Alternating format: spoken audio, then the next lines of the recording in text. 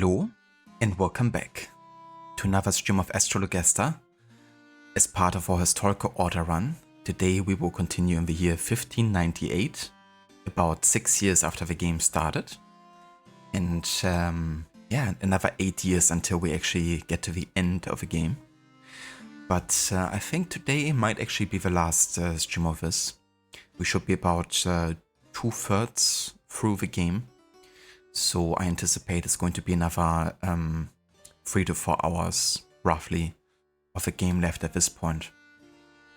I did actually change the playthrough name from Perfect Practitioner to Medical License, because we're definitely not being perfect anymore at this point.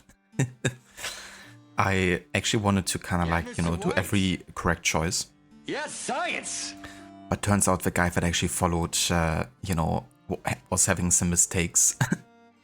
So I will be lucky if I actually end up getting all the necessary recommended letters, but I think it should still be doable. At this point I'm also following another guide, and there's a potential 11 letters you can get, 8 that are needed for the medical license, and we have not received 2 so far. So we can still lose out on 1 more. But we can't lose more than those, because at that point we would basically have defeated the purpose of a playthrough, which is to kind of like get the historically accurate ending, which is Simon Foreman getting the medical license. But I mean, we should be good now. I think even if we lose out on 1 more letter, should be able to get the 8, I think. But yeah, welcome in everyone. Hello there, Doppeldoor. Howdy. And how's it going? Maxi, thank you for the lurk. Hello there, Ave. Welcome in. Indeed, it's time for science. A very scientifical science, as Simon Foreman likes to say. How's it going today, Ave? Did you watch some more Better Call Saul? Hello there, Dr. Darling, welcome in as well. The stars have told you there will be a stream today. Indeed. Yeah, gonna see how it goes. It might be possibly the last Astrologaster stream. The game is not overly long. So I think we might get that today.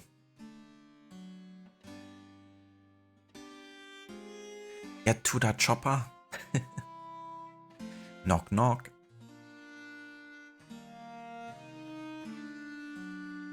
Oh, very nice, Dumbledore. That's good to hear. I hope you have a good start into your day. Nice, Ave. So 3 episodes into Season 2. Hell yeah. I hope you've been liking the 2nd season so far. Did I just say croissant, or are you brainwashed by Expedition 33? Probably brainwashed. Did you play more of a game then? If so, how far are you with your playthrough?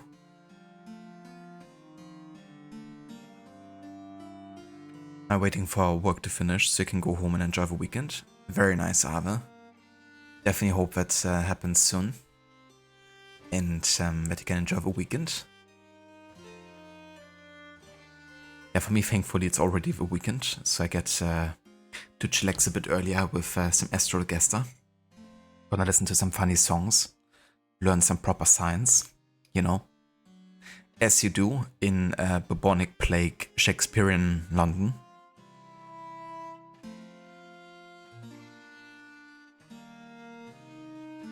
It's quite funny actually, because there's a lot of new words that actually got, I guess, created as like neologisms. And Shakespeare was definitely responsible for spreading the word of those words, even if he didn't actually, come up with most of them. In fact, I believe he was quite notorious for actually stealing / borrowing from others quite a lot. But yeah, there's a lot of words we still use today, like swagger, which actually originated in this time, which is kind of funny to think about, because it's a word that we often, I think, associate with modern times.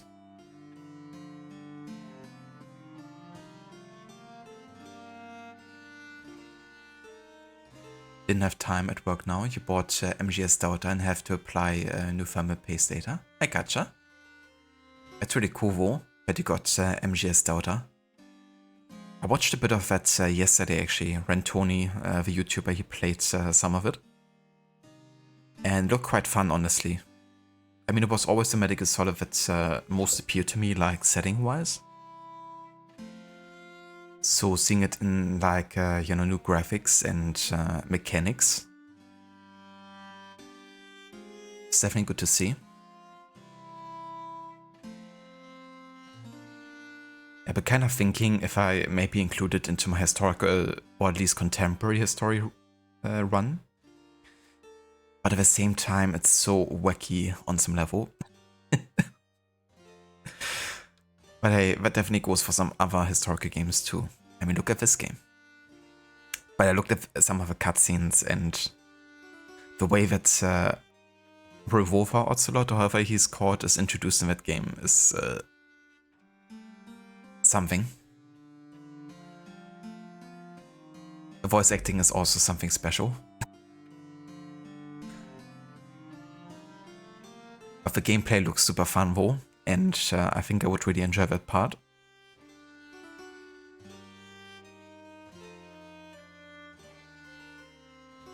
Season 2 is fun, so far you've enjoyed Season 1 more, but you do really like what's going on. You're glad Nacho is a character that keeps showing up a lot. Yeah, for sure. It's definitely kind of like a window into the, you know, underworld of Albuquerque.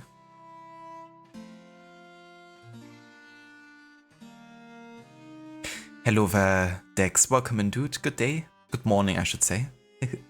Because it's still quite early for you. Playing a cookie astrology game. Indeed.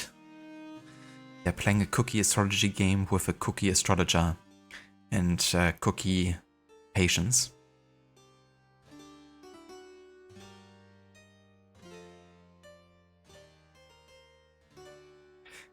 Exactly, Ave. Yeah, that whole scene. Dear. But yeah, you gotta give credit to Jimmy for actually coming up with stuff like that, you know? Because he's the type of guy that you could definitely imagine that it might actually be true for. And I don't think it was that easy yet to look up, you know, stuff on the internet about those particulars, if that's actually a trend or not. So the police guys definitely had to trust Jimmy's word.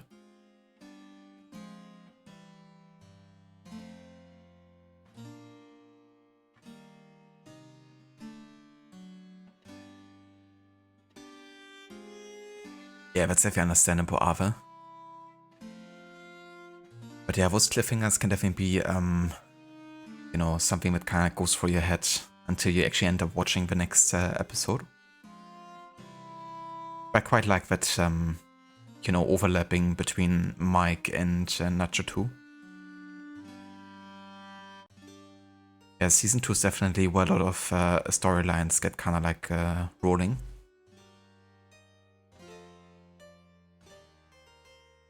No worries, Dr. Darling.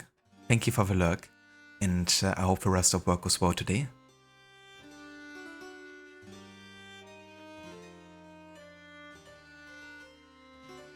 Ah, very nice, Dex. So it's a holiday for you? Oh yeah? I hope you enjoy it. And yeah, I'm doing well. Thank you for asking, Dex. Looking forward to play more of this game. Gonna see if I can get it finished today.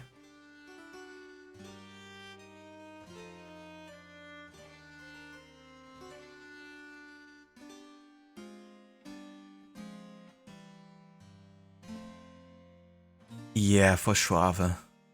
You know, like, it's definitely not Jimmy in his natural environment.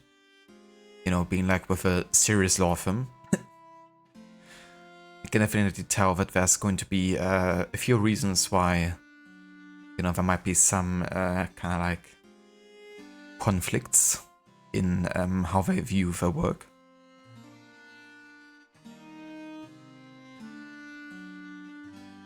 But yeah, you always gotta do it the proper way. If it's not the proper way, then it's not the right way. As that assistant at the law firm would have said. The assistant to Cliff Main.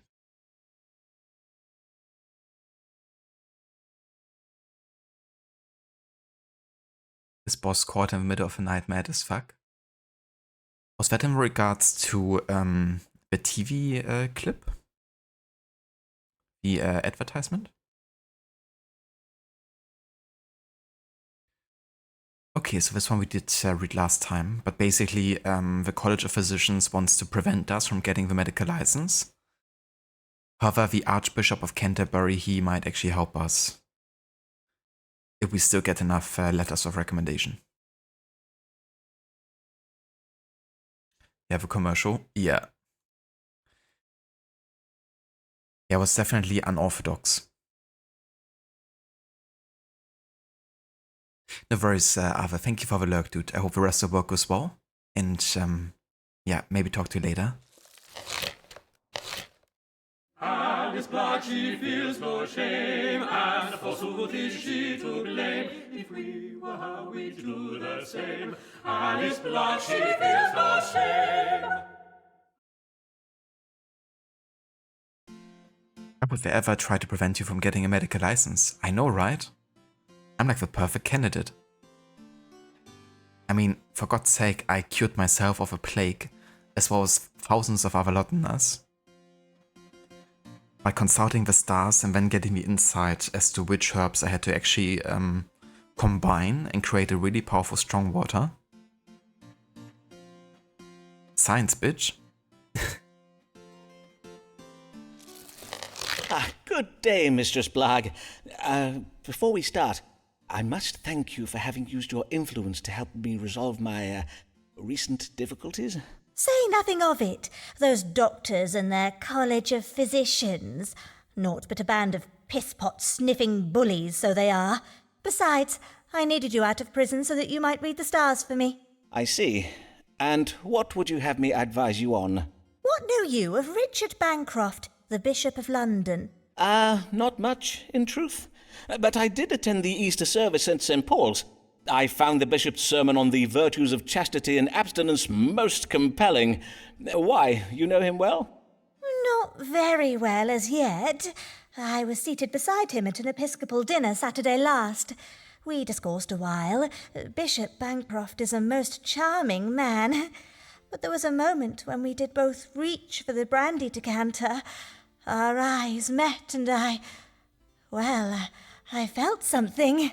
'Twas a spark between you and the bishop? You felt a certain frisson in the air? Nay, I felt a certain hand up my skirts, more like. His Grace put his hand up your skirts! Madam, may I say how— Save your congratulations, Foreman. The bishop's not in the bag yet. Hence why I am come to you. Now that I have piqued his interest, I would have the stars tell me how to secure it. Then you wish to pursue an amorous affair with Bishop Bancroft. But what of your husband, Dean Blagg? Oh, do not speak to me of my husband. Thomas Blagg is not fit to secure his wife's future. He is not fit for many of his marital duties, truth be told.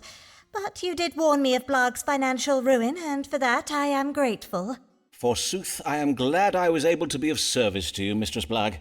Speaking of such, let us press on with this day's readings, if you please. Of course. Let us consult the stars. How may Mistress Blagg secure the lasting affections of Richard Bancroft, the Bishop of London?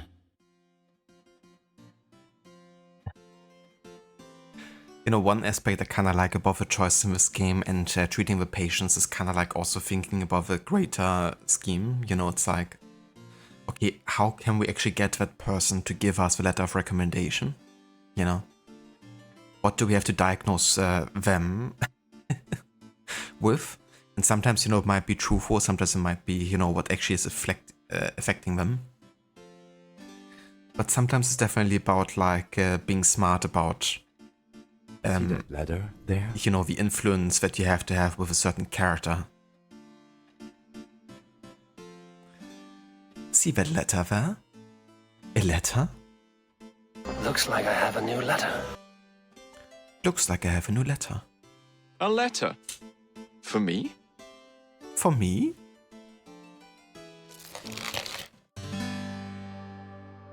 How may I win the love of Bishop of London? You're trash. Alice should commit adultery with the bishop while he is away from home. Alice should lie to the bishop by telling him she's with a child. His child. And that is apparently the correct choice.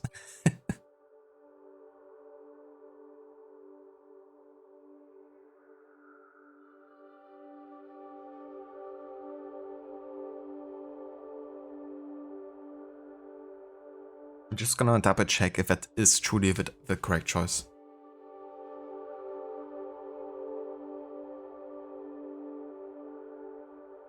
But yeah, apparently so. Hello there, Mr. Goody, welcome in. How's it going, bully? That's a cute outfit. Did your husband give it to you? I missed the part where that's my problem. You missed the part where that's your problem that your husband gave you an outfit? I see.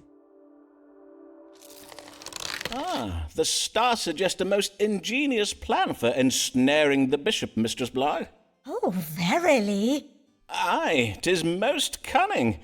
First, you must offer him your tender favours, and then, several weeks following this encounter, you must go to him and tell him you are with child.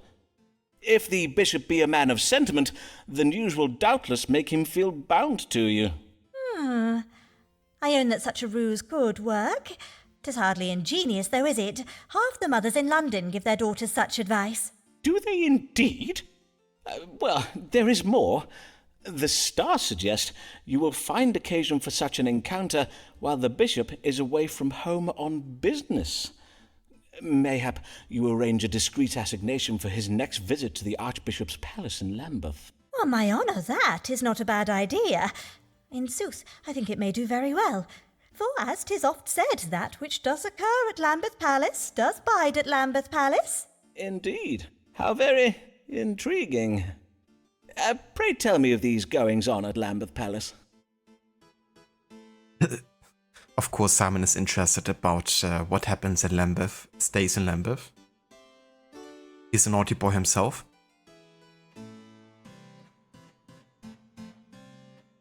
Oh, very nice, Goody. That's good to hear. Glad you're doing well, and I hope you enjoy the gaming too. What are you playing today?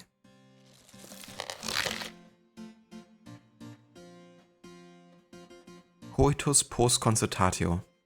I think that's quite interesting because it's never really, fully indicated by the dialogue that they do actually, sleep with each other. But it's something that also doesn't surprise you at the same time because they're both super lewd. They just talked about, kind of like sexual affairs and stuff. But yeah, they seem to be very casual about this. Like both of them. Which is definitely fitting their characters.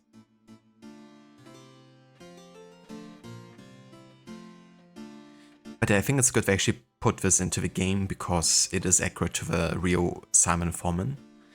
And it also paints him in not the light of like, you're playing as the hero or, the kind of like underdog who's like just trying to get his medical license, Like, there's definitely plenty of stuff you can criticize about the way that he's actually treating his patients.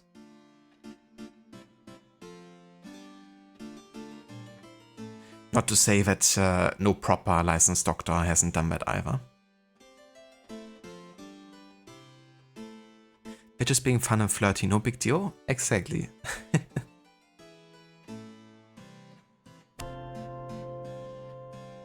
Oof, methinks I put my farthingale back on the wrong way around.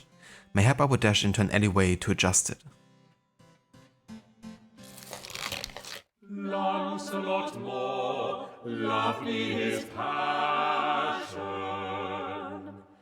lacking in mind, fulsome in fashion,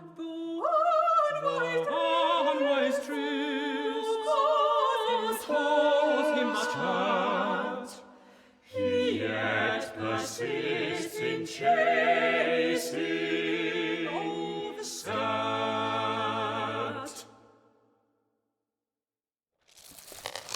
Good day, sir, and well met. Oh, pray tell, did you secure the hand of the golden-haired maiden? Yea, verily I did, though 'tis no thanks to you, foreman. For when I told the maid's father of her uncle's designs upon her person, it set the household all a-rage. The mother even called me a fat-brained shade-lobber. It was only when I told them not to speak so ill to a man whose income is £1,000 a year that the family was silenced. The father then declared that a coin is still a coin, no matter it be in the purse of a beef-witted sock-nozzler, and promised me his daughter's hand in marriage. I was made the happiest of men. Then I must congratulate you on your forthcoming nuptials. Will you be having a summer wedding, or...? Congratulate me? Do not congratulate me, foreman, for I am the unhappiest of men. It was but a day after our engagement was announced that my love became afflicted with the smallpox. Naturally, I was all a terror. Would she perish? So wretched was I with fear, I almost died of fright. Aye, naturally. Smallpox is a most terrible disease. I intend to write a small treatise on the subject. But then, alas! Fate struck the cruelest of blows upon my soul. Oh, verily. Poor girl. May she rest in peace. Or re-squeeze in pace, as we Latin scholars say. What? Nay, death would have been a mercy.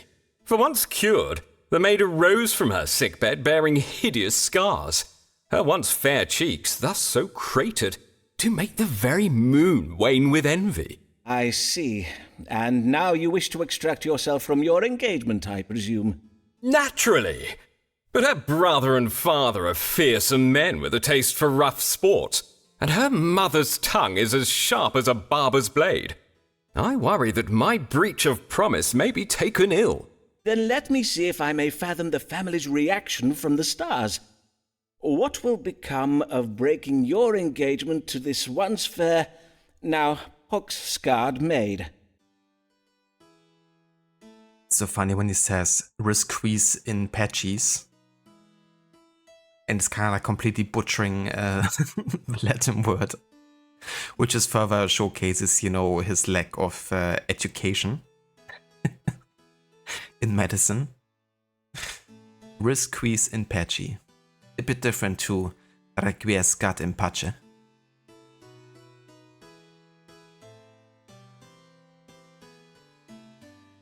I like how it's done in a pop-up book style. Kids nowadays won't know what a pop-up book is, just iPads. Yeah, I remember having a few of these as a kid. It was definitely cool, you know, like popping one up and having like the 3D effect.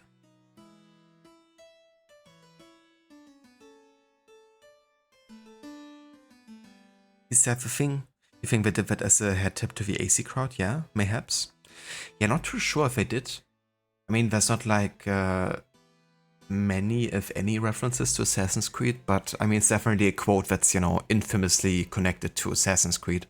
And it is a game, and I guess, you know, it's not far off to think that, you know, it might have been, you know, kind of like written as like a bit of a reference, for sure. I mean, of course, in my brain, it immediately makes that connection just because of how infamous that quote is for the Ezio games. And the Ezio timeline also isn't like overly long away from this either. I mean, Ezio died about 70 years before this.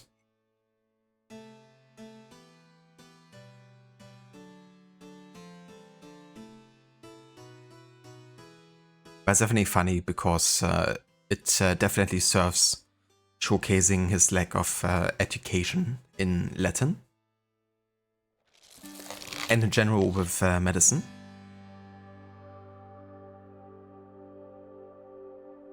What will happen when I end my engagement? More has cause for hope regarding the young lady's forgiveness. The maiden will bear the dissolution of her engagement with quiet grace. The maiden's father is being careless with his legacy. Indeed, it was most careless of him to betroth his daughter to such a mump-headed snatch-grabber.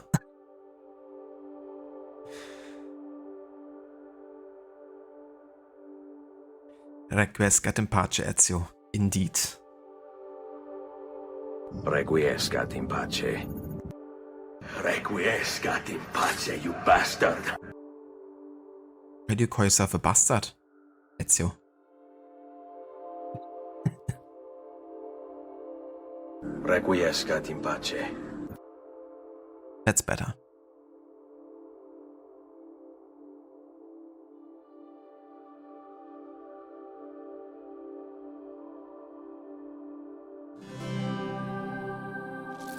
Ah, good tidings! While the family may well take your decision ill, good angels guide them toward restraint and discipline in their actions. The maid herself will endure it with quiet forbearance. Quiet forbearance? By the saints, what a wondrous creature is she! Verily, I am disappointed that I must break off with her, for truly there is no mountain I would not climb, no trial I would not endure to wed a maid of so sweet a disposition. But I must be brave, and go at once to break the news to her.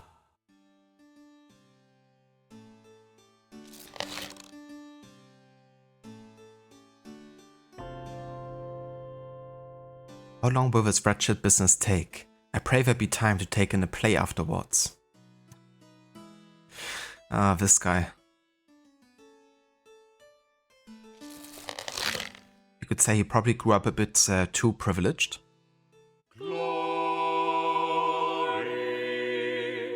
glory to the Lord. The Lord, Archbishop Whitgift. Glory to the Lord in the highest position in the church, except for the Queen. Glory to the Lord, Archbishop Whitgift. The highest position in the church, except for the Queen. The Lord of the Lords. Ho! Ho there! Be there anyone at home? Is it? By the saints, 'tis none other than Archbishop John Whitgift. Your Grace, I am most honoured by this most unexpected visit. Truly, 'tis most unexpected, as I just so happened to be passing by. Indeed, I was riding by in my carriage when I found myself struck ill. My chaplain did suggest I take rest at the nearest residence, which did so happen to be this small dwelling. Forsooth, these rooms have the look of a physician's consulting chambers. Mayhap you are a doctor? If that be true, then praise be to God for this happy coincidence. A most fortunate coincidence indeed. I am Simon Foreman, a doctor of astrology and physic. At your service, Your Grace. Well then, Dr. Dr. Foreman, was it? Perchance you will tell me what ails me. I feel a kind of pain and heaviness in my side, and I know not if this be related, but my skin has of late become most unattractive in appearance. Pain in the right side of the body and sallowness of the skin? Her Majesty did remark upon it most wittily the other day at a meeting of the Privy Council. Your face does serve as a warning to us all, Archbishop. Her Majesty the Queen, verily. A moment, if I may, Your Grace, while I consult the stars. What does cause the suffering of His Grace, the Most Reverend John Whitgift, the Archbishop of Canterbury?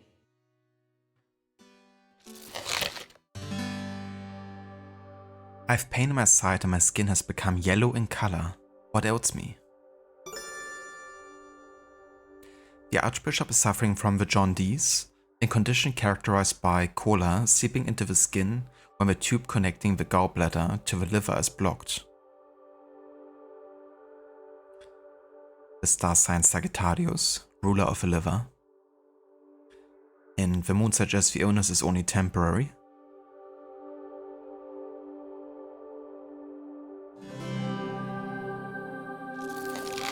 afflicted with jaundice, Your Grace. Yellow bile has seeped into your skin, causing it to become yellow-hued in appearance. 'Tis the jaundice, is it? I see. Pray, have a servant boil this pouch of herbs in water. The liquor is to be injected up the fundament once each day. It should draw the collar away from your skin and into your bowels. William! Excellent. I will have my chaplain see to it. My, who do we have here? Before you take your leave, Your Grace, I would have my manservant William let blood from your right arm. Indeed. Very well, then. Before you depart, Your Grace, perchance I might trouble you with a request of my own? Good day, sir. My chaplain will settle payment with you anon. Oh yeah, he's very happy about his chaplain preparing that and putting it up to his fundament.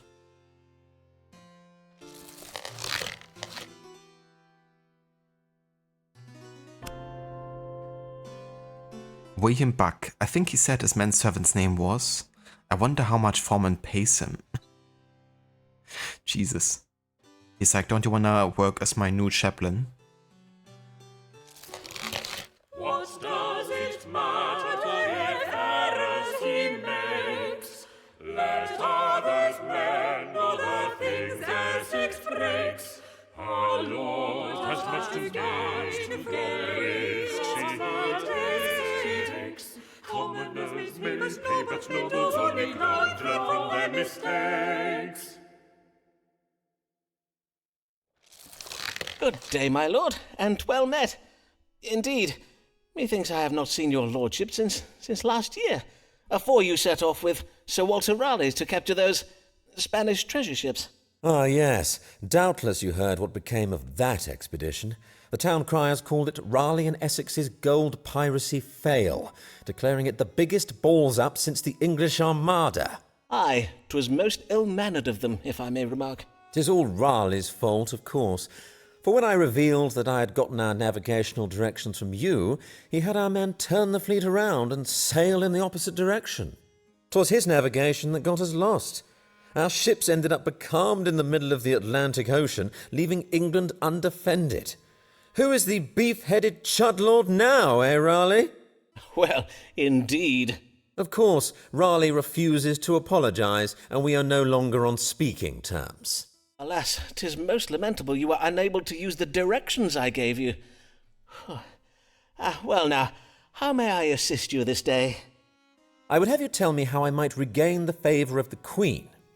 Indeed, 'tis strange she has not yet gotten over her displeasure, for the incident did occur many months ago. And we had every intention of returning her warships, filled to the brim with gold, I might add. Besides, how in the devil's name were we supposed to know the King of Spain would choose that very same month to invade England? I have not the power to predict the future. Well, nay, but I have, my lord, if you had asked me to. Verily, 'tis not to be borne. Only last week at a meeting of the Privy Council, during a minor disagreement regarding the Catholic rebellion in Ireland, she called me an impudent lord-splainer, whereupon she rose from her chair and molly-whopped me in the face. I half drew my sword upon her. You mean the Queen? Aye, indeed. Her behaviour was most shocking. I even asked the royal physician whether she may have lost her mind. She is, after all, most elderly. But Mr. Smith assures me she is in very fine health and is in full control of her faculties. Her Majesty's behaviour is a mystery indeed, although mayhap it should not surprise us. A man's reason is oft insufficient to fathom the workings of the feminine mind, and, in such cases, he may have little choice but to call upon divine wisdom. To wit, let us see what the stars can tell us. What must Lord Devereux do to regain the Queen's favour?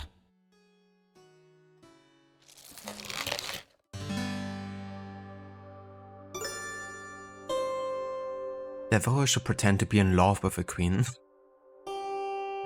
His ambitions may be achieved if he is gentle. Devereux may reverse his change in fortune by turning his working relationship with the Queen into a sexual one.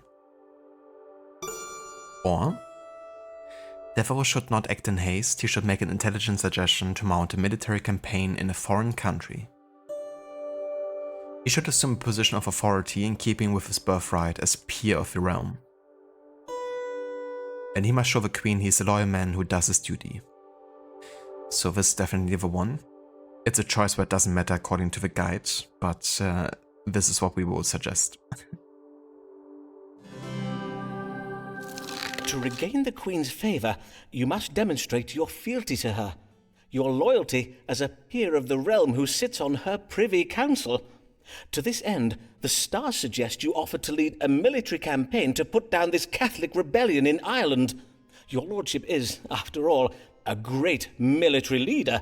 What better man for such a task than the hero of Cadiz? Verily, 'tis no ill idea. 'Tis no ill idea at all. Yes, indeed, I shall offer to put down the Irish for her. Forsooth, how difficult could such a mission be? I shall quickly defeat those fen-sucking muck-savages and be back home by Christmas. Huzzah! Huzzah! Godspeed, my lord. Oh yeah, I mean, that's surely gonna go alright.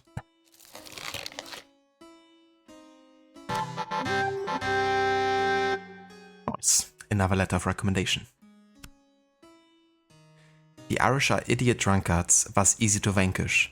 We English would not make jest about the Irish if this were not so.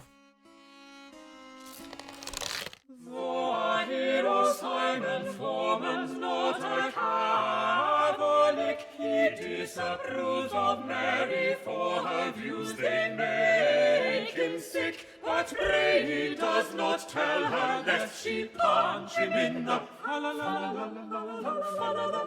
punch him in the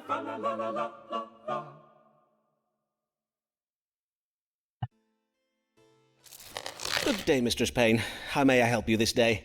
Blessed day, Dr. Foreman. I am just come from taking my niece to visit Rochester Cathedral.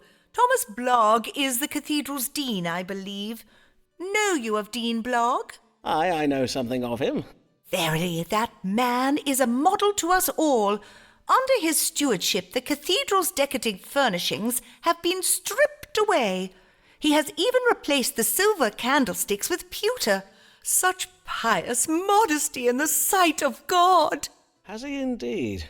How very interesting. And, godly, yes. But what is it that brings you this day? Before I begin upon my business, Dr. Foreman, I must commend you for correctly predicting the sinking of the Spanish Armada. Ah, yes. 'Twas I who did predict the great storm that sunk the Spanish ships, was it not?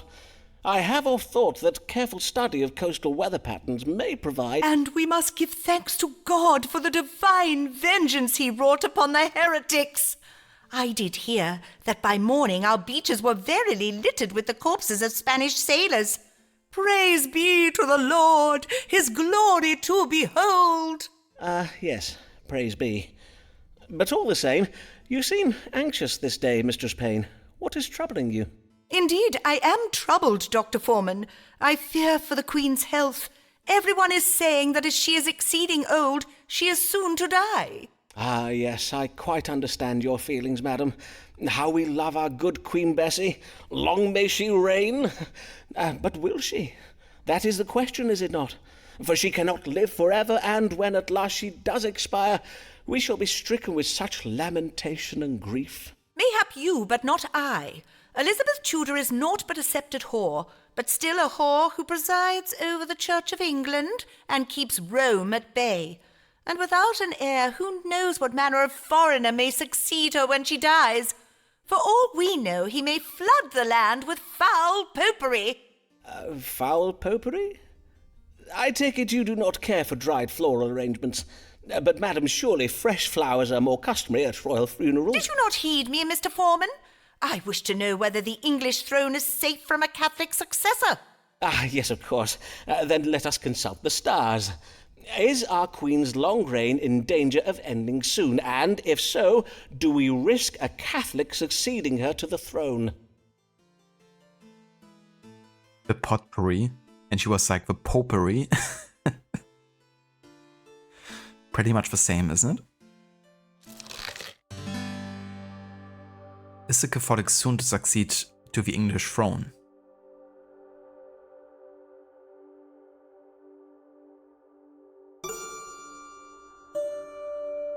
Queen's legacy is safe. Even if she dies, her successor will remain head of the Church of England and loyal to the Anglican faith.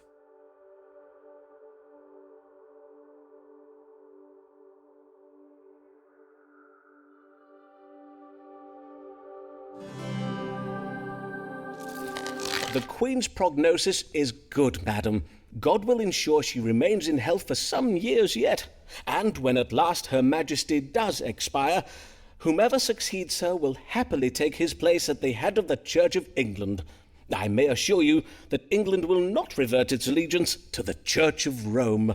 Ah, praised be! To know that England shall remain safe from Satan's earthly servants is well indeed. Fare you well, and may God give you a blessed day, Dr. Foreman.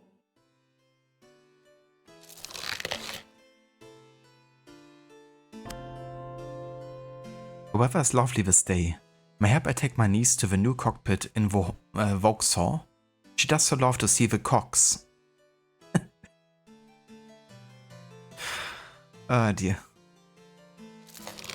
Lancelot more noble, more blood, much of it lately spilled in the mud. Had some different choices been made, might Lancelot have been spared from the blade. Good day, Mr. Moore. How fare you this fine Tuesday? Oh, on my word, you do not look well. Your face is very pale, and I detect a foul odour. 'Tis true, I fare not well, but there is no reason to be rude about it, Foreman. Sir, I was merely expressing my concern. You appear stricken with fever, and, methinks, an infected wound. Aye, I shall undo my breeches for you. There, do you see? My, I do see. 'Tis a knife wound by the look of it. The barber surgeon did stitch it up, but now it does ooze this noisome green stuff all over my fine linens. So I came to you. And you were very right to do so. Aye, I was, because I think it only fair that you fix it. After all, this is all your fault, Foreman. My fault? Sir, I do not follow. You told me I had nothing to fear from that wretched maiden's family when I broke off my engagement, but you were wrong. Then I am most sorry for it. I gather the family did not take the news philosophically. Verily, they did not. The maid herself wept, as is to be expected, but the father took it most violently. He called me an oath-breaking chudlord, whereupon he laid hands upon me and threw me out onto the street. Indeed. But 'twas not the end of it. For some weeks later, I was set upon by the maid's brother and his band of knaves. They left me for dead behind an alehouse. If I had not been discovered by the night watch, I might have died. Sorry business indeed. I will have my manservant William clean your wound and apply a balm to it. But pray tell me more of your fever. How oft does it come? Well, I did not have this fever yesterday, and I was well enough to go to church on Sunday. Oh, and to the theatre the day before. But Friday last, I was stricken abed with it. Fever this day and Friday last. Now mayhap we consult the stars. What kind of fever has Lancelot Moore? Chudlord. Yeah, there's some really interesting insults in this game. Some of which I'm definitely recording and putting into the insult soundbit as well.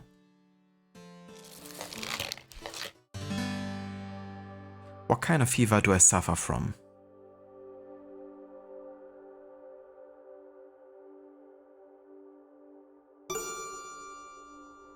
He suffers from the quartan fever. It is caused by putrefied bowel and occurs every 4th day. This suggests the illness is chronic but intermittent, and suggests a severe imbalance of black bowel, melancholy in the body.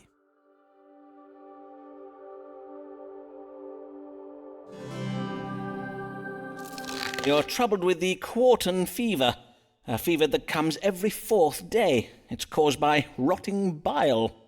You must abstain from eating pork and any other meats that slow the digestion, and you must not bathe, but have a servant rub your back very vigorously every day until the fever abates. Then what is it that you're mixing for me there? 'Tis true I am thirsty, but have you no wine you might offer me instead? 'Tis an infusion of chamomile, mallow, mercury, and leaves of the black violet. William shall be administering it up the fundament. Pray lower your breeches, if you please.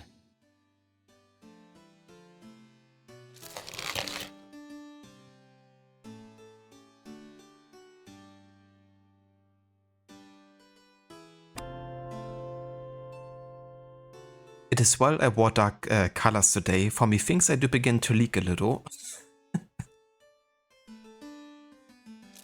Rejoice, rejoice in the Lamb,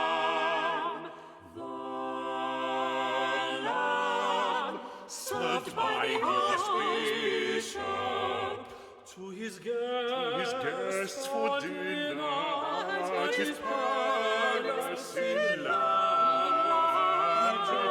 Rejoice, rejoice in the Lamb, and beef, and the fruit, and the swan pie.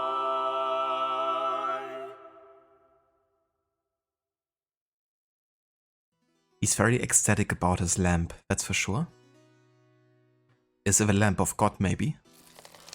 Good day, and well met, Lord Archbishop. What a pleasure it is to welcome your grace once more to my humble consulting chambers. Do you ail of something, sir? Nay, I am in good health. I am come for information. That is, I am come for an astrological reading concerning one of my deans, Thomas Blagg, the Dean of Rochester Cathedral. I hear you are acquainted with him, are you not? Yes, so please your grace. I am honoured to say that Dean Blagg is one of my querents. I see. What a remarkable coincidence. Then you may know that Dean Blagg has been petitioning me to promote him to the rank of bishop, specifically to grant him the vacant seat of the bishopric of Salisbury. I wonder if you, that is, if the stars and planets and so forth, might tell me if there be any reason why Thomas Blagg might not be a fitting candidate for such a position of responsibility. I see. Then let us see what the stars can tell us. Should Thomas Blagg, Dean of Rochester, be made the Bishop of Salisbury?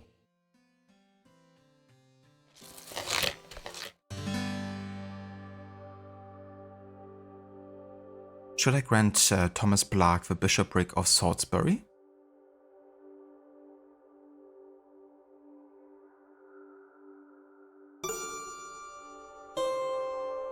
Dean Blagg has creatively and successfully stolen from the church. Financial deceit is being committed against the church.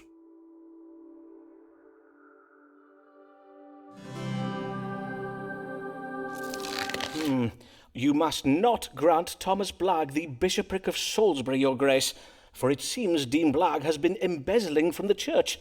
He has been removing cathedral furnishings, fine paintings, tapestries, candlesticks and the like, and selling them for his own enrichment, or mayhap to pay off his personal debts. Verily? Well, I do hear it remarked that the Rochester Cathedral has been looking a little Puritan of late. Mayhap I shall have my chaplain cast an eye over the cathedral accounts. Before you leave, your grace, perchance I may broach a small matter of my own. Methinks you have the power to grant medical licenses, do you not? Although I am an experienced physician, you may have heard of my work during the plague of 1592, for instance, I am not technically licensed to practice medicine. It has been causing some administrative troubles of late. I wonder if your grace might condescend to help me by... You would have me grant you a medical license, would you? I suppose that might be arranged. Leave it with me, and I will have my chaplain look into it. I thank you heartily, your grace. Your grace is most generous.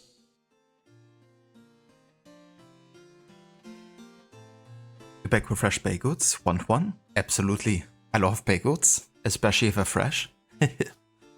with a bit of cream cheese and maybe some salmon.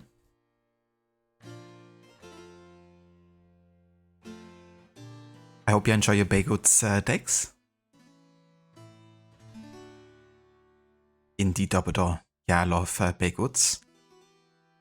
Yeah, sometimes I make them myself at home because you can't really buy any fresh baked goods here usually. At least they're not commonly sold. But it can be tricky to actually make them as good as, you know, you might get them at like proper places. But I quite like the chewy texture of them that you get from kind of like steaming or like boiling them before putting them in the oven.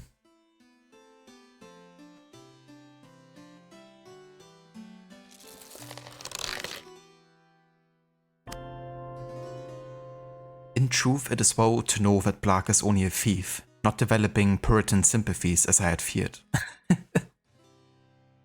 So he was actually happy about knowing that he only stole, but, you know, didn't become a Puritan. Alice Blarg is on the make, mayhap even on the take. Could it be for her family's sake? Seriously give her a break. God give you good day, Mistress Blarg.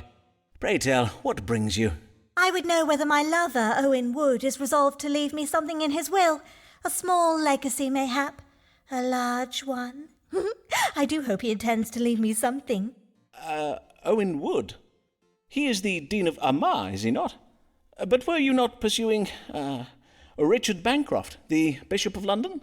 Aye, and your notion to use Lambeth Palace for an assignation did work wondrous well. We had a small dalliance, the bishop and I. But 'tis all over now, for I did end it. Only a small dalliance. But I thought your plans for the bishop were larger in scope. In our last consultation, you had me believe you were looking for something more substantial. Aye, I was. But I will not lie, I was disappointed. I see. Now perchance we may proceed to this matter concerning Owen Wood. Pray tell, why would you wish to know whether he has included you in his will? Is he gravely ill? Not presently, but methinks he will be soon, for he has gone to Ireland to join that peacocking mumphead, the Earl of Essex. I see. He has gone to fight in Robert Devereux's military campaign to put down the Catholic rebels in Ireland. But you're being a little harsh, are you not? 'Tis true he has had some bad luck of late, but the Earl is a fine... Oh, a swole-headed failson is what his lordship is. 'Twould not surprise me if he read his map upside down and marched his men into a bog to drown. Pray, let us do my reading, if you please. Certainly. If Owen Wood, the Dean of Armagh, were to die, would Alice Blarg inherit anything from his estate? Dex, there's a little local deli that makes them fresh near your work. Sometimes you go grab one if your stomach gets a little grumbly. That's definitely nice when you have, like, you know, a place that you can easily go to and just grab something quick to bite.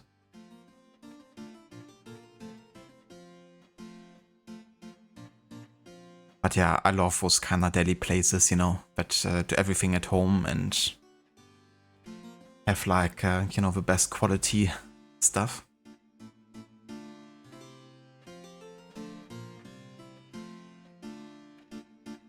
The shit gets around. She definitely does. She doesn't waste a minute. Not even with Simon, the main character. Round, round, round. Yeah. Round London. Round and about. Will I receive an inheritance from Owen Wood?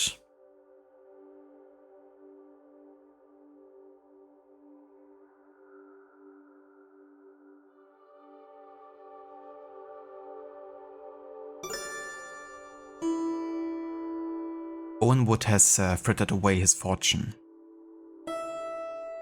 Dean Wood's time in Ireland will be gentle.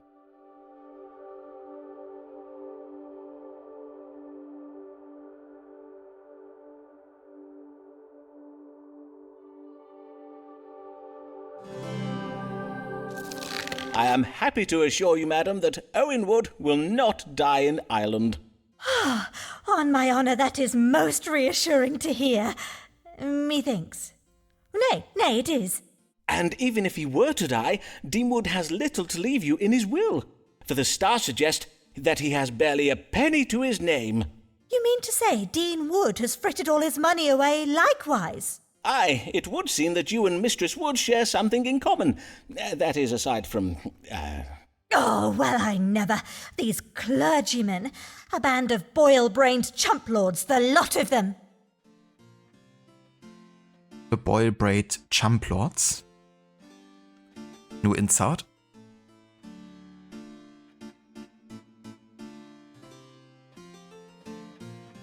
Yeah, for sure, Dex. And you also gotta get that inheritance money.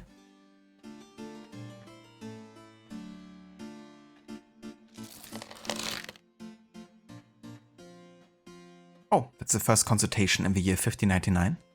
So I'm gonna change the streaming title accordingly.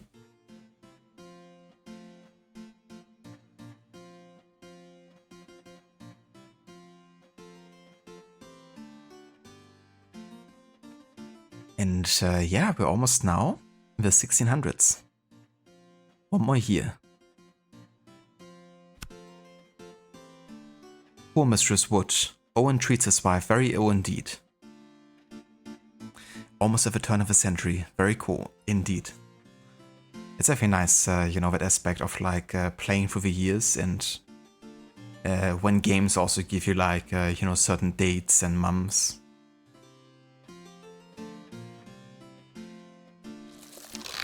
Almighty God, shelter thy servant Thomas Black. Take him in thy merciful arms, and shake sense into him. Good dawning, D-Blog. How may I do you service this day? I hope you will do me service, Dr. Foreman. For at my last consultation, you served me very ill. Ah. Indeed. Your prediction that Raleigh and Essex would succeed in capturing those Spanish treasure ships did put me in a most lamentable position. I had my tailor fashion me these fine new robes, and now I have not the money to pay him for it. Then I'm heartily sorry for it, sir. Though your new robes are indeed very fine. Is that a different shade of black, or...? And I know not how, but my wife Alice has lately learned of our perilous financial situation. Ah, has she? Aye, and she has had me petition the Archbishop for a promotion. 'Tis her reckoning that if I were promoted to bishop, the increased living would enable me to settle our debts. That would seem wise under the circumstances. And was your petition successful? It was. At least at first. Indeed, His Grace did have me believe he is minded to make me Bishop of Salisbury. The Bishopric of Salisbury? But that is excellent well, is it not? It would be very well, forsooth. But many months have passed, and the Archbishop gives yet no sign of granting the vacant bishopric to anybody. I see. And he does not say when the matter may be decided? Nay, indeed he does not. Whenever I raise the question with His Grace, he says he needs time to consider the various episcopal and doctrinal matters concerning such an appointment. All the while, he has me performing additional duties that I dare not refuse, lest I lose his favour. And Mistress Blarg has sent him pies upon numerous occasions. And yet the Archbishop is not moved? Oh, he must be a very hard man indeed, for your wife's pies are well renowned for their powers of persuasion. Now, let us see what the stars can tell us. Will Thomas Blarg, Dean of Rochester, be granted the Bishopric of Salisbury? Yeah, what do you know about her pies, Simon? Apparently a lot.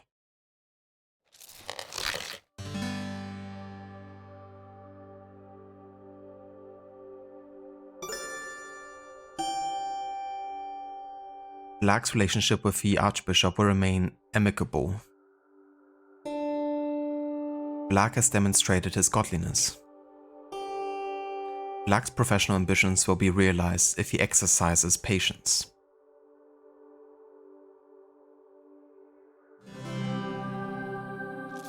The stars do confirm that you will be granted the bishopric, for you have acquitted your duties well and proved yourself a skilled administrator.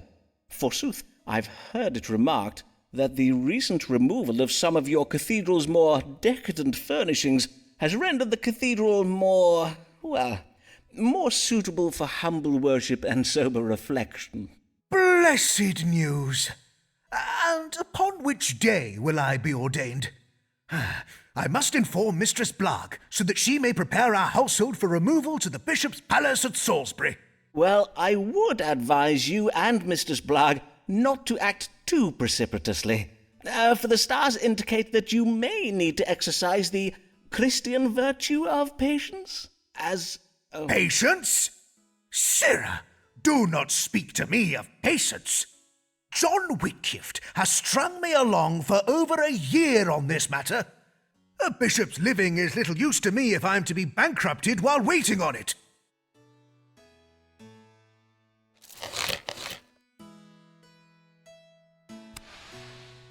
Well, let's hope he actually gets a bishopric, because otherwise we're not gonna get this letter of recommendation. But I think he will. I shall have stern words with the Archbishop, or Ali shall have stern words with the Archbishop's wife.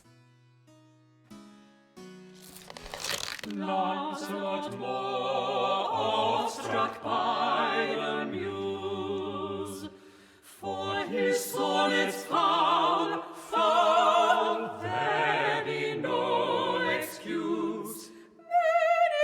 Many do strike him as well, and for his verse they damn him to hell. Ah, good morrow, Mr. Moore. How fare you this day?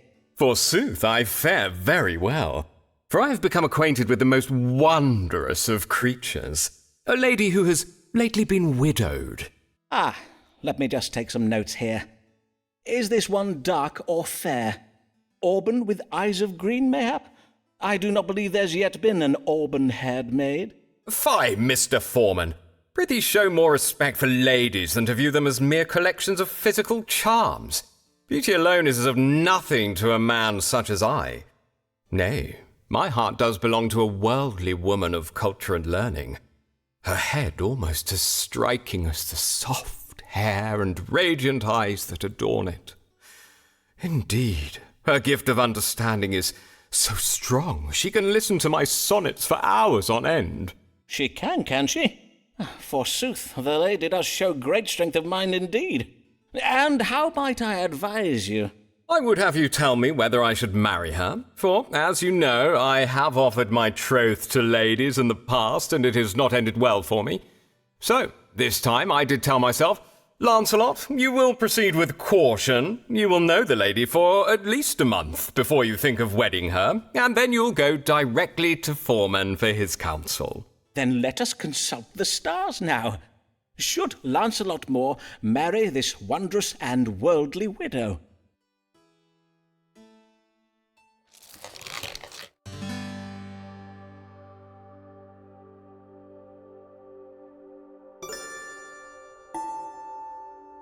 Deceitful, hidden motives are at play. Moore is allowing his emotions to rule his finances, putting them at risk by acting impatiently. The match would provoke an unexpected death, resulting in an inheritance.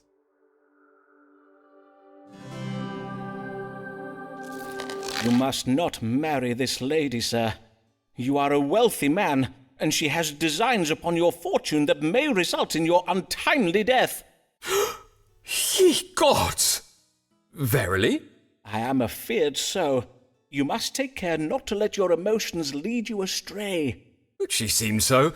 She told me she... Are you sure? You did not put a planet in the wrong house or what not? Aye, quite sure. Oh, well indeed, 'tis most lamentable.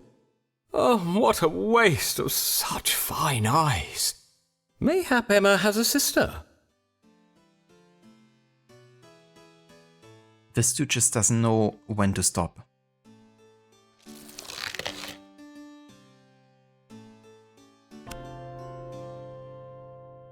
I should say I respect her too much to bind her within the shackles of marriage. Mayhap then she will let me lie with her. Sybil's not blessed, for when she tries her best, 'tis then she does her worst. From being overdressed to poisoning her guests, ambitions are her curse. Good day, Mistress Fortescue. I do hope you may help me, Dr. Foreman, for I am mightily afflicted with fever and pain. Yes, I see. Your face is a trifle red in colour. When did your troubles begin? At a dinner party, perchance? Nay, 'twas at a luncheon, the one I gave this day. I sought to play a trick upon my friend, Lady Emma Dyer, and I worry God is punishing me for my japery. And what manner of jape did you play on your friend at this luncheon of yours? Pray, describe the ruse to me. Well, I came upon the idea when I took receipt of a trunk full of exotic goods from the New World. Lovely gifts sent home to me by my gallant husband. Know you of my husband, Captain Henry Fortescue? He is a great friend of Sir Walter Raleigh, of course. I think you have mentioned him once or twice, madam. The trunk contained a parcel of dried fruits, full red in colour they were, and with them a note of warning. On it was writ that these fruits, if not consumed in moderation, can provoke a hot, pricking fever when ingested. Ah, yes. I have read of this fruit in the writings of Spanish explorers. Capsicum Icaramba mequema is the botanical name, I believe. I am well known for serving the most original dishes at my table. Hence my guests were not surprised when I invited them to try my exotic fruit. I served them each a sweet pie containing one of these, capsicum... Icaramba mequema. But I made sure Emma received a pie containing the very largest fruit, and I the very smallest one. I see. You hoped to occasion a fever in your friend while escaping the same fate yourself. And yet this ruse did not succeed, I take it. Nay, it did not, Dr. Foreman. Most of my guests dared only take one bite of their pies before abandoning them, finding themselves unequal to the challenge. But Emma ate hers all up, as did I. I was sure I would be safe, and that she would turn red and begin to perspire most shamefully, but she remained as cool as a cucumber. But you, madam? But I began to feel such pain in my mouth and throat. My face and eyes turned red. Moisture gathered on my brow and bosom, and damp marks appeared on my bodice. I could not conceal it from my guests. 'Twas humiliating. How distressing for you, madam. Let us now seek a solution to this mystery in the stars. What might explain the querent's affliction?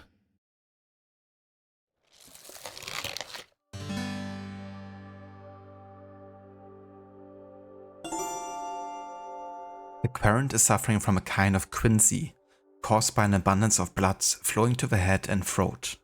It can occasion swelling, fever, and redness in the face. This represents an imbalance of yellow bile, Taurus, the ruler of the throat. One moment, madam, while I consult that Spanish book I mentioned earlier, the one recounting travels in the New World. Ah, yes, that is interesting. What is interesting, Dr. Foreman? The stars say you have quinsy, and this book confirms my suspicions as to what provoked it. Madam, 'tis not the larger fruits that occasion pain when consumed. 'Tis the small ones, such as the one you had baked into the pie for yourself. You mean to say the smaller fruits are more dangerous than the larger ones? How strange! Verily, how topsy-turvy! The pain will be gone by the morrow, but in the meantime you may find relief by washing your mouth out with wine. Burgundy wine? Or will an ordinary claret suffice? Any wine will do, madam. God give ye good even, Mistress Fortescue. It's like, yay, my doctor ordered me to get drunk on wine. Yet he only said, wash it out with wine.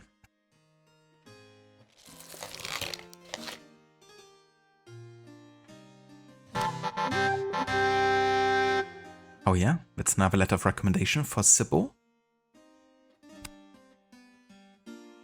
I should not like to be seen drinking cheap claret before dinner. I think I will have Cook open a bottle of Burgundy. Humphrey Bell, who is this coming youth? Mayhap a little shy, but pleasing to the eye. His eyes, his hair, his shape, his form, forsooth, has he a sweetheart? Pray tell us the truth. This guy is one of the funniest characters in the game, hands down. Due to the way that he's speaking, which is kind of like modern English at times. I've been waiting for this guy to appear. Good morrow, young sir. Methinks this is your first consultation, Mr. Humphrey Bell, sir. And how may I do you service this day, Mr. Bell? I want to get lean in that. You wish to become lean, you say? And why would you need to be any leaner than you are now? You do not appear at all overplump. Indeed, you appear to be a young man in the full vigour of health. Yay, but I do the lady parts though, innit? You do the lady parts. Oh, I see.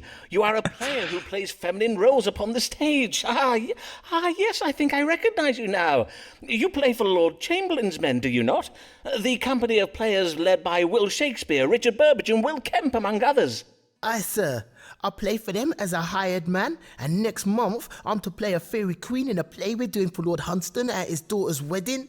But bossman Burbage says I'm too plump for the role. Humphrey, your girth does make it difficult for an audience to imagine you getting up out of your fairy throne, let alone flying. Yes, I think I understand. 'Twould imperil the audience's suspension of disbelief, thus breaking the fourth wall, as you players so call it. Ah, sir, indeed. Mr. Burbage worries much for them scenery walls, for he says my rear end is of such a size 'tis liable to smash right through 'em. Anyways, Mistress Burbage told me that to fit into her gowns she bids herself chunder after eating. Might you give me some herbs for that or something? And Mistress Burbage would be Richard Burbage's wife, I presume. Well, to judge what would be most effective in your case, I shall need to consult the stars.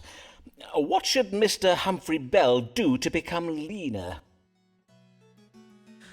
It's so freaking funny having him, speak with his modern English slang. And you can clearly tell there's a bit of a language barrier between Simon and Humphrey. Bossman says I'm too plump to play Fairy Queen. What can I do to make myself leaner?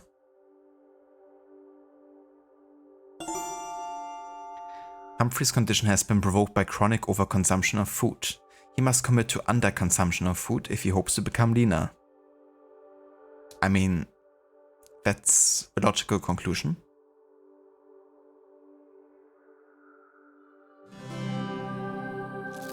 The solution is quite simple, Mr. Bell. If you would make yourself leaner, you have but to eat less. Why would I need a doctor to tell me that, though? I need something to do it quicker than that, urgent-like. Know you what I mean? Indeed. Sadly, I am familiar with the tendency of the young folk of this day to seek quick, easy fixes to their problems. What about Mrs. Burbage and her chundering, though? Can I not have what she is taking? Well, there are ways to induce imbalances in your body to purge itself, but doing so is not at all healthsome. For instance, I might have told you of the dangerous practice of taking goodly quantities of prunes and rhubarb to purge from the fundament, but that would have been negligent of me, for as a physician I cannot endorse... Prunes and rhubarb? So I just eat them things? Easy. Thank you, Doctor. Give you a good day. Hold, sir. I'd strongly advise against such a...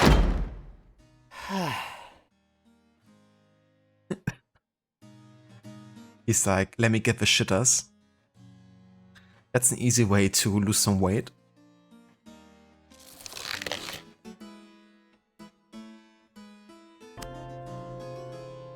Mr. Shakespeare spoke true about Dr. Foreman. His doctoring is banging. Now this is how the characters in Watch Dogs Legion should have talked like. Favored is Essex and close to the crown. Nobles like him do fare up more than down. His family's too grand to jail, too rich to jail. But if Essex disobeys the Queen, she'll put him in the ground. Good day, my lord. I must own, your lordship's visit to my chambers does surprise me, for I'd believed, well, indeed all of England believes, that you are in Ireland at present. Did anyone see me? No? Good. Now, bid your manservant close the shutters. As your lordship pleases. William! William! Pray close the shutters. Yes, all of them. And fetch us some candles. I pray the counsel you give me this day be wise, sirrah, for I find myself in the most desperate of predicaments. And the last advice I gave you? That of offering to lead a military campaign to put down the Irish rebellion? I trust it worked to win back the Queen's favour. Indeed, the parade given to send you off was most impressive. I was there. Did you see me? I did wave at you. Nay, I do not imagine you would have seen me. So great were the crowds. Yes, my offer to lead the campaign was well received by the Queen. But there was a fatal flaw in your advice. Oh, and this flaw was? Is it not obvious? I had to verily go to that midge-ridden bog-hole and try to put down the Irish. God's breath! Have you seen the Irish? They are savages. That Irish chieftain O'Neill and his band of fen-born brutes are especially bad. Forsooth, they sound most fearsome. 'Tis a mercy you escaped with your life and are now back home safe in England. Nay, I am not yet safe in England, I fear. For when the Queen finds out that I made a truce with O'Neill, heaven only knows how ill she will take it. Even my leaving Ireland without her permission will doubtless vex her. Then the Queen has not been informed of your return? Nay, she knows yet nothing of it. I am at present taking refuge with my sister, the Countess of Devonshire, at her country estate. But I cannot hide there forever. Hence I am come to you this day so that the stars may advise me on how I may extract myself from my current predicament and win back the favour of the Queen. Then let us see what the stars advise. How might Lord Devereux escape the displeasure of Her Majesty the Queen and regain her favour?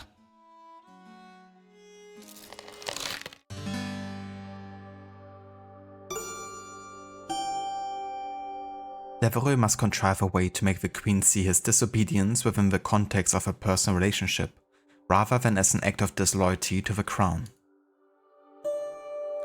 Devereux imperils his legacy with his tendency towards confused optimism. Robert Devereux risks being subject to the violence of the law. Devereux may reverse the political situation back to his advantage by having the Queen look upon him as the son she never had.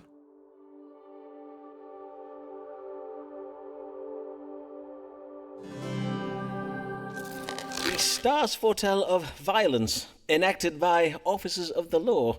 Ah, verily. 'Tis doubtless a beheading. Forsooth, I do enjoy a good beheading. Well, 'tis likely to be a trifle more elaborate than that. If the Queen is particularly vexed, it will start with a quick hanging until just afore the point of death, followed by a disemboweling and emasculation. Ah, yes, of course. Whereafter the gentleman is invited to watch his own entrails and privy parts being lightly grilled upon an open fire, before he is chopped into 4 separate pieces. A quartering, I think you mean? Which, as etiquette dictates, are then to be parcelled up and sent as gifts to any friends and family members unable to attend the ceremony. Ah, yes, splendid. An execution with all the trimmings. Verily, whilst a simple beheading can be a most elegant entertainment, 'tis a trifle too, well, continental for my taste. Why, 'tis oft over in mere moments, whereas a full English execution keeps one entertained throughout the whole morning. Though I fail to see what this has to do with... God's breakfast! You mean... I am the one to be hung, drawn, and quartered? Well, yes, very possibly. I am afeard the only course left to you now is to humble yourself before the Queen. The stars suggest you might be able to convince her to look upon you as the son she never had. A naughty, wayward child who has rebelled against his parent. With time and patience, she may forgive you. In truth, 'tis not the worst of ideas, and it might even clear the path for the possibility of... Yes, methinks this plan may serve me very well. Before English execution. I like that reference to the 4 English breakfast. But yeah, that's a bit heavy of an execution. A hanging, but not until you're dead. And then, you know, they kind of like still end up torturing you for a while longer before you chopping you up into 4 different pieces.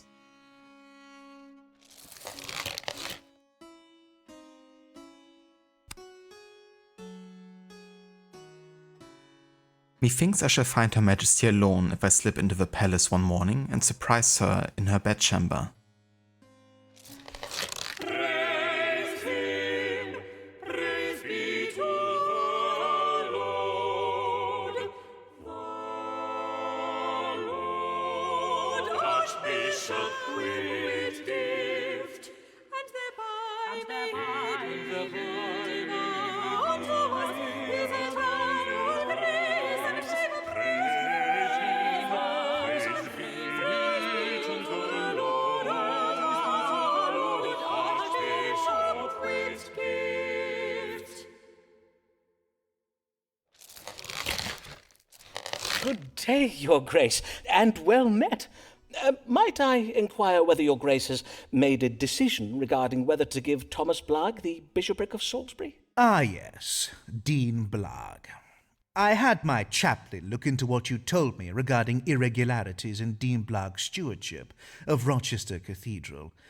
Methinks you said he was embezzling coin and pawning cathedral furnishings, did you not? Well, it seems you did speak true. Oh, indeed? Of course, I will make nothing of it, as I wish to avoid the scandal. I merely told Dean Blagg that I could not offer him the bishopric due to various episcopal and doctrinal constraints. Of course. And what problem would Your Grace wish me to address this day? Oh, 'tis a problem with my other deans. With each passing day there seems to be a new dean at the palace gates, come to petition me for this wretched bishopric of Salisbury. Presently, 'tis Owen Wood, the Dean of Armagh. Since he returned from Ireland, he talks of nothing else. How tiresome for Your Grace. Indeed. I have told Owen that I am giving his request careful consideration, but in my experience, this only delays a dean for so long. I do have to grant the occasional bishopric, or else my deans become restless. Doubtless, Your Grace. But after what I learned about Dean Blagg, I must take care to exercise caution.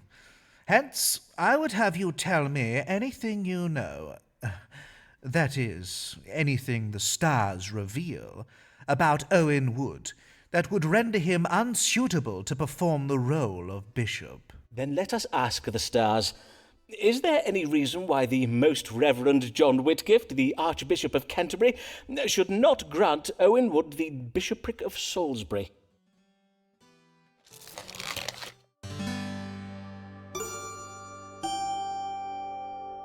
When it comes to his relationships with women, Owen Wood has a creative interpretation of the teachings of the Bible on the sin of adultery.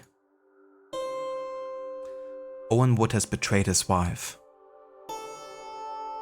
An unexpected problem may arise concerning Owen Wood and some unborn children.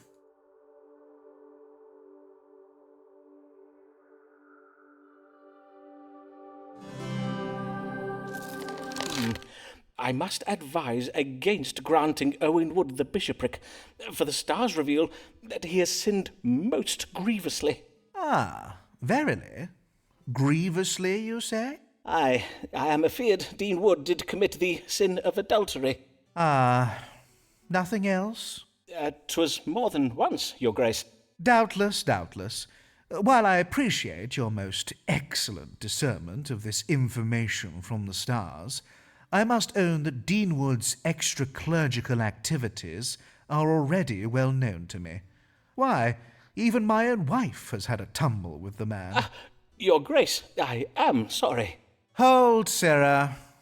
In truth, 'tis of no consequence to me. What occurs in Lambeth Palace bides in Lambeth Palace, as we like to say.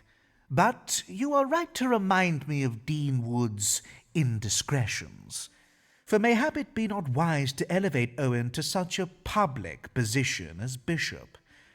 I do have the reputation of the church to consider. Indeed, Your Grace. I will tell Owen that while I had every intention of granting him the bishopric, my hands are now tied due to various episcopal and doctrinal constraints. Very wise, Your Grace. And one more matter, if I may. Has Your Grace yet had the opportunity to consider the granting of my medical license? Ah, yes, that. Once my chaplain has finished looking into the matter, I shall be giving it careful consideration. Good day. This guy's a master of letting everyone wait forever.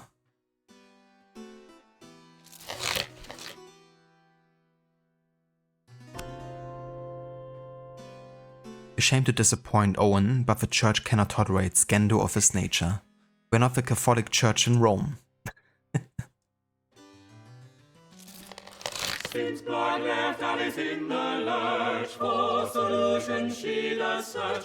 'Tis true she's the bedded half the church, but blood left Alice in the lurch.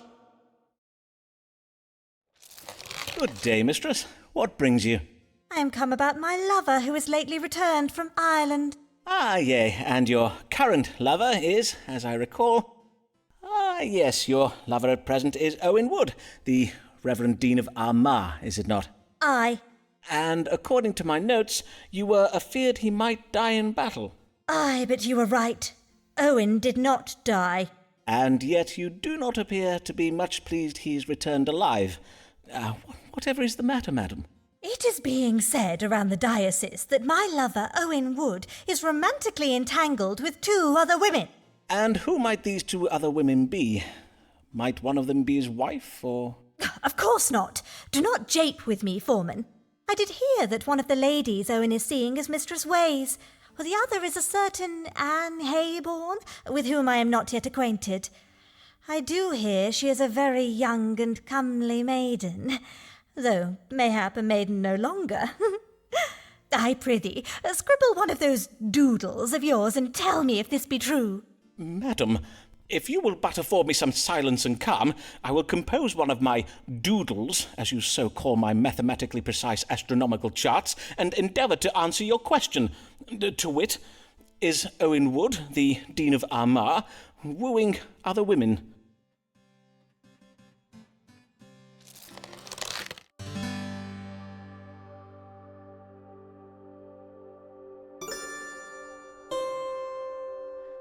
Owen Wood is deceiving Alice and wooing other women, but Alice may be optimistic, for his relationships with these women are marred by discord.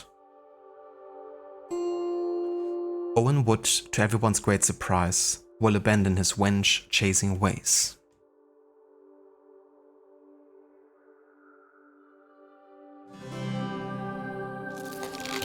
I have good tidings for you, mistress.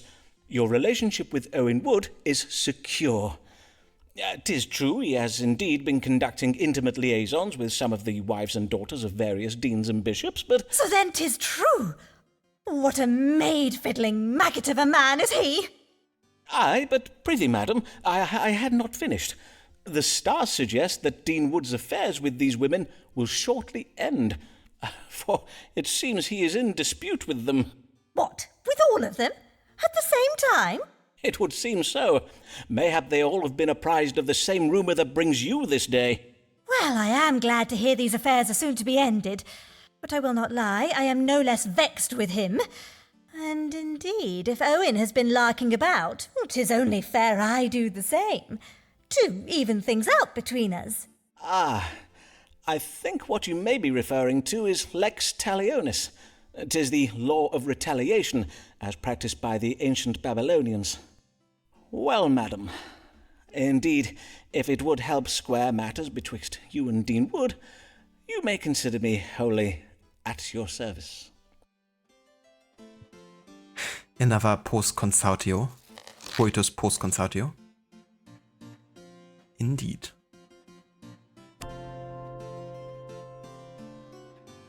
One down and 3 to go before things are square betwixt Owen and I. Although mayhap I should count that one as a half.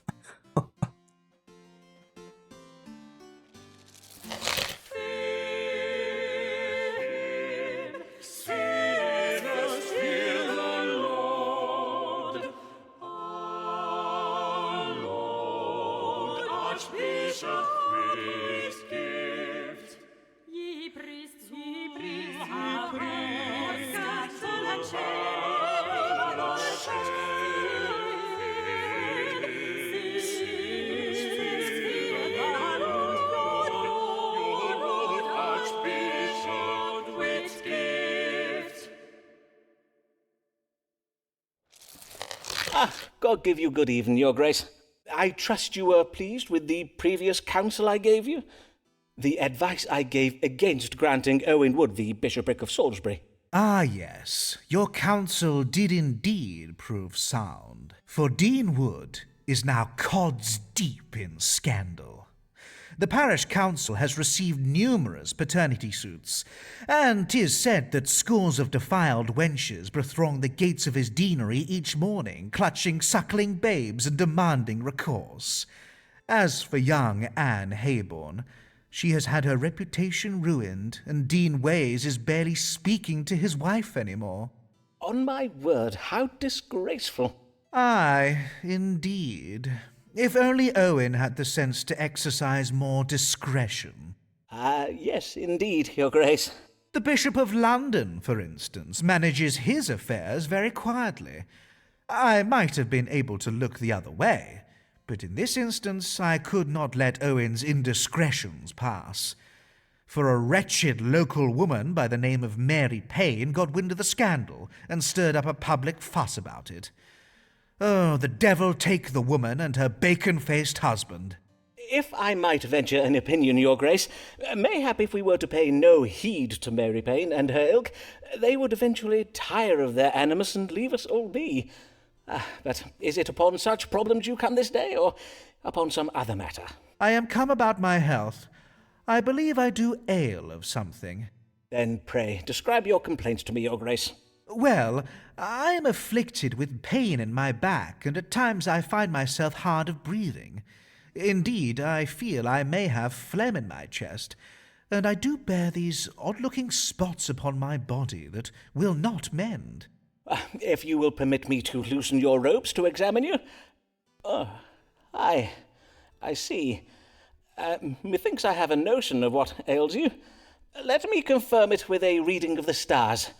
What troubles Archbishop Whitgift?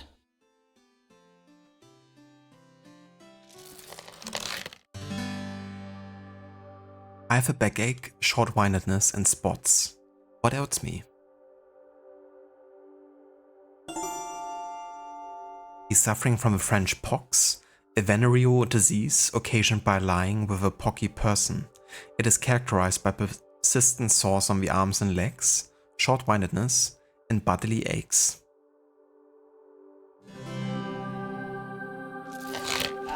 Your Grace, I know not how to put this delicately. You have the French pox. I am not sure how this is possible, as you're a man of the cloth. Indeed, mayhap I check the stars again. No need. I did suspect as much. Verily? How astute of you. The French pox can oft be difficult to cure, but in your case it is not far advanced. This ointment of boar grease and mercury is to be applied to your entire body. It must be rubbed in vigorously to ensure the mercury is well absorbed into the skin. You may then expect to see the sores on your body start to heal within a matter of days. I see. And, I imagine your manservant William will be giving me this treatment? No, Your Grace. The grease is to be taken home with you and applied each night before bed for 9 days. Mayhap your chaplain could apply it to Your Grace's body. Ah, yes, a fine idea. I thank you for this treatment, sir. Fare you well, Dr. Foreman. Before you leave, Your Grace, might I inquire again as to the possibility of you granting me a medical license? Your Grace did mention you would give it careful consideration. Ah, yes, indeed I did I not? Have no fear, Dr. Foreman. My chaplain is looking into it. Good day.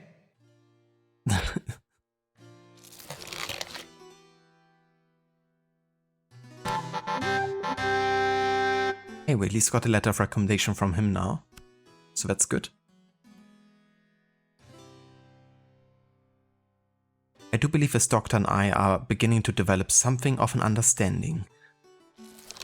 Here comes Lord Devereux, ready to fight, wide-eyed and restless, he's been up all night. He may not know much, but he knows that he's right.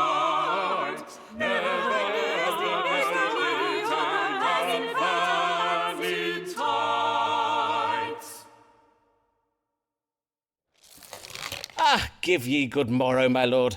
I trust your lordship is well this day. Well? God's body! Am I likely to be well? I have been languishing under lock and key while all England goes to ruin. Ah, yes. I did hear something of your arrest. I take it your encounter with the Queen did not go as well as planned. Nay, 'twas a disaster. I took the precaution of seeking an audience with Her Majesty just after dawn, to be sure I would find her alone. But when I entered her bedchamber, she let out such a blood-curdling scream it alerted the palace guards, who ran into the room and arrested me.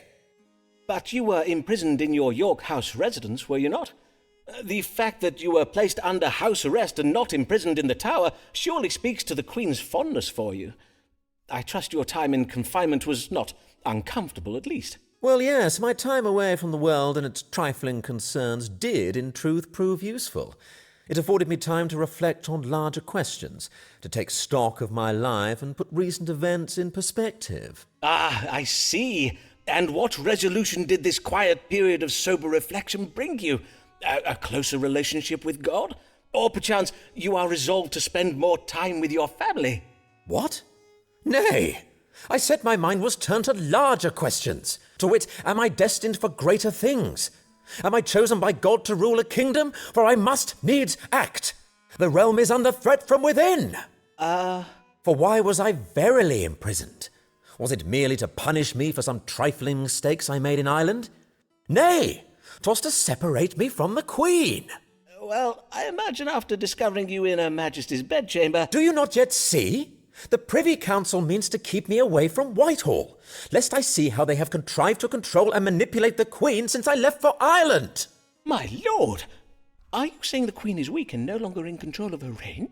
Aye, indeed. Something must be done about it. Well, man, do not just stand there. Yes, of course, my lord. Let us see whether the stars may give you your answer. Is Robert Lord Devereux, Earl of Essex, destined to, rule England?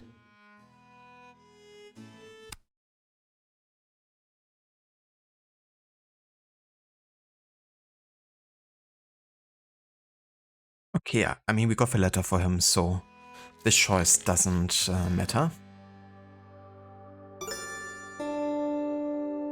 He's a strong authority figure. He's not. He should use his substantial wealth to cleverly ensure cooperation with his plans. In short, he should engage in bribery. The Queen's failure to produce an heir will have violent consequences. Robert Devereux suffers from geopolitical ignorance. A foreign sovereign is destined to rule England. Devereux is deluded about his legacy. If Devereux does not rein in his ambitions, he would die. Devereux would do well to limit the influence of his friend's advice upon him.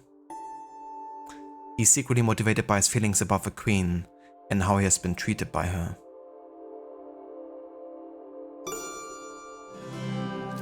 My lord, I must urge you to temper your ambitions. The stars warn that if your lordship keeps to your current course, it will lead to death. Whose death, though? You mean my death? God's underlumps! And England may not be in so much danger as you imagine.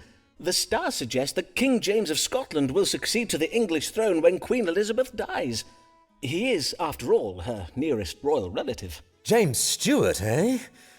During my imprisonment, I wrote to him to request his aid, but I never received a reply. Doubtless he is in league with the Privy Council. Nay, verily, a pox on the Scottish king and his pretensions to the throne. He would bring his full coterie of kilted savages down and install them in Whitehall Palace, where he would doubtless have us all eating porridge for supper. I do hear that porridge is a healthsome... I appreciate your concern for my own safety, Sirrah, but my duty lies with the realm and the safety of its people. If I must die, let it be for the sake of England, for God, Queen, and country. Oh yeah, dude. Right to your own demise. I don't care. Oh damn, we actually have 2 years skipped now. So we didn't even have any mission in 1600. Well then, let's go ahead and change the title to 1601. That means we have now officially entered the 17th century.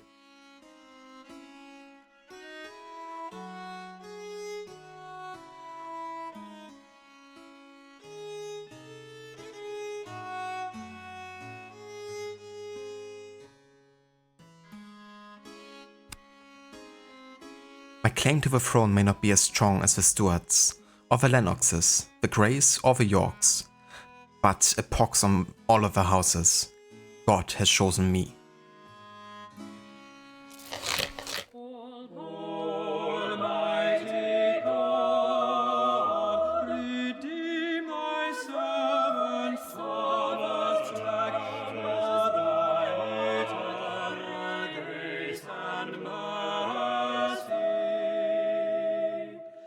Is not shed by his wife.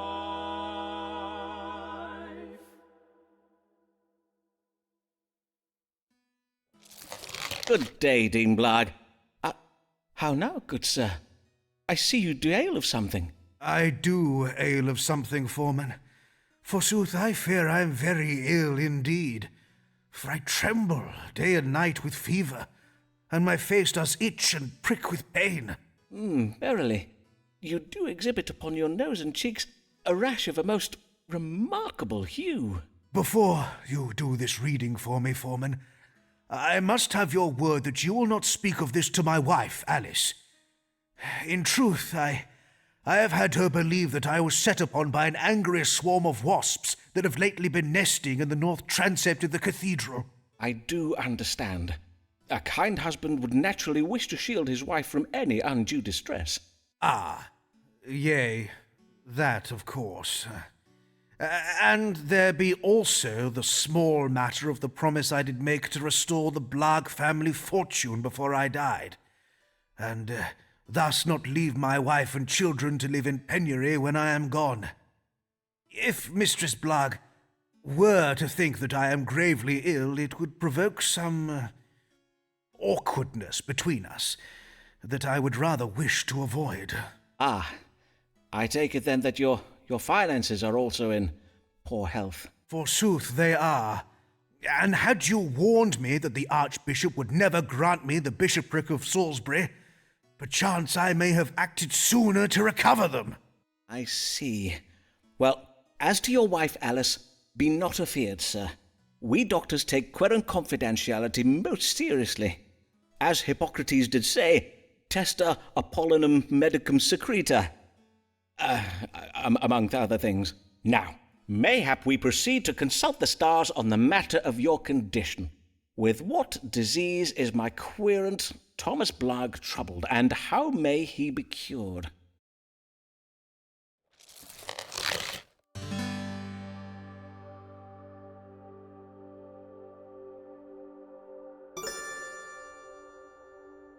He suffers from erysipelas, a severe skin disease of the face that is accompanied with pain and fever. It would seem you are troubled with a severe disease of the skin known as erysipelas. It is quite serious, though you may find some temporary relief from the pain and fever by vigorously purging from your fundament. To induce such a thing, I do advise the consumption of a considerable quantity of prunes, or mayhap rhubarb. Of course, it does depend on the season. Erysipelas? Prunes? O merciful Lord, if it be thy will that I should die, and if thou hast writ these mortal signs upon the stars, I beseech thee, have thy servant Simon Foreman speak the truth. Prithee, sir, I had not finished. Oh, my dear friend, I will not lie to you. Your condition is quite advanced. In truth, I fear you must prepare for the worst. If you will not share this grave news with Mistress Blagg, perchance you might speak to her from the safety of, from beyond the grave? That is to say, write her a letter that may be read to her after you're gone. Your loving words, though thus delayed, may provide her comfort in her time of grief and destitution. God bless you for your candour, sir, as well your wisdom and friendship these last years. I will now go and pray upon what you have told me.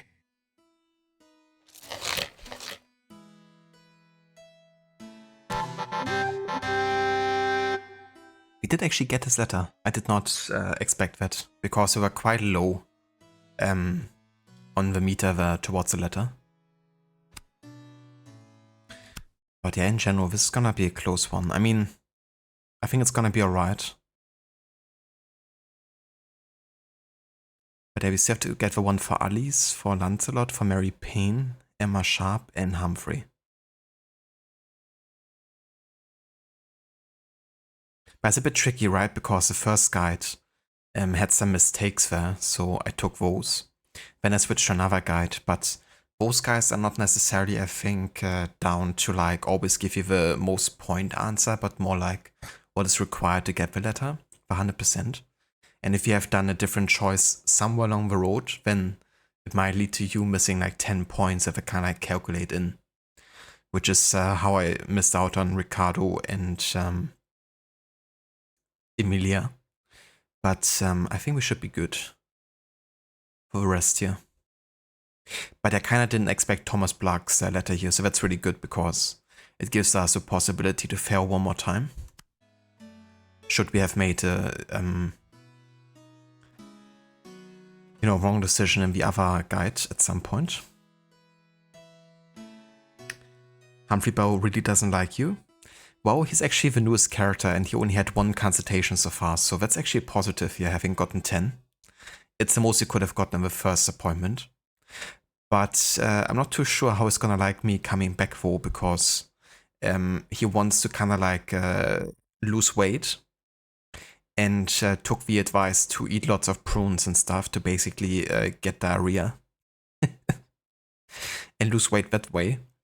So I'm not too sure how pleased he's gonna be when he's returning.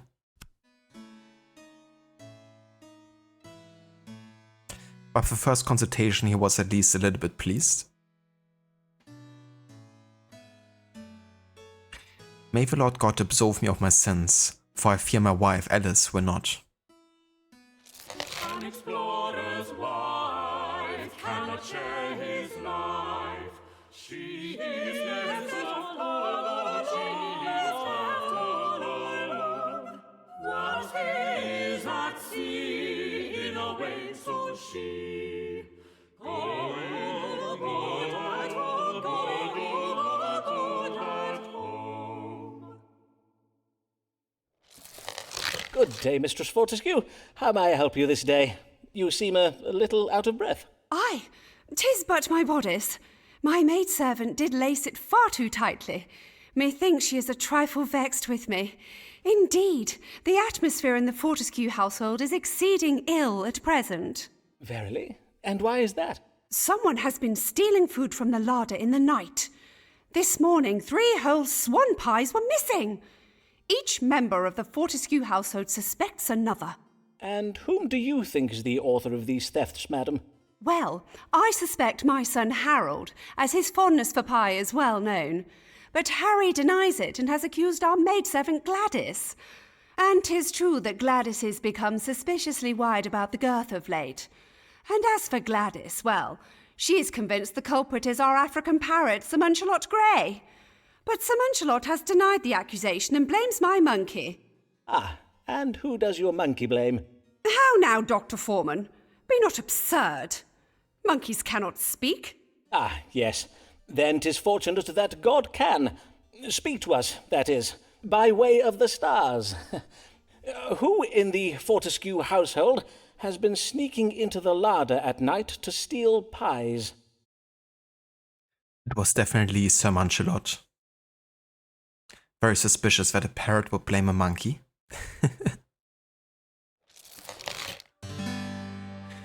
Who ate all the pies?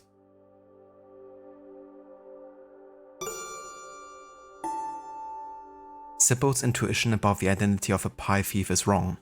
The solution to this mystery is counterintuitive. The thief is the one suspect who has maintained their silence. The Fortescue children have been raised well. They know not to steal pies.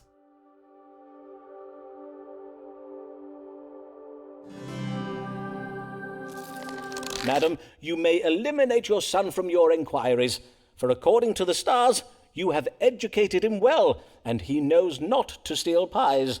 Harry is innocent, is he? Then who has been eating our pies? I am afeard it is the very last individual you would suspect. An individual who is in this very room with us now. How now, Dr. Foreman? Surely you would not accuse me? Oh, nay, not you, madam. 'Tis your monkey.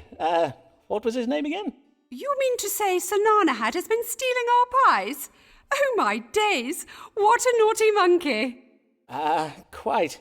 He is most naughty indeed, 'twould seem. I must at once to home go and apologise to Sir Muncelot. I never should have doubted him. God give you good even, Dr. Foreman. You have been a bad boy, have you not, Sir Nanahad? Who's a naughty monkey? Yes, you're the naughty monkey. Yes, you're the naughty monkey. Good even, Mistress Fortescue. Well, it's definitely good to blame the monkey because she can't take any ill to the monkey whatsoever. Not a weird scene at all. I don't know what you mean.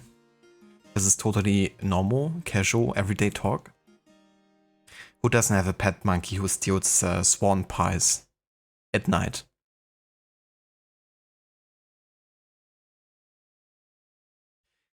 Hello there, Smash. Welcome in, dude. I hope it's okay that I call you Smash because Arctic Troika came into chat a few times. And I feel kind of weird calling you both Arctic. Or I guess I could call you Arctic and I could call him Troika.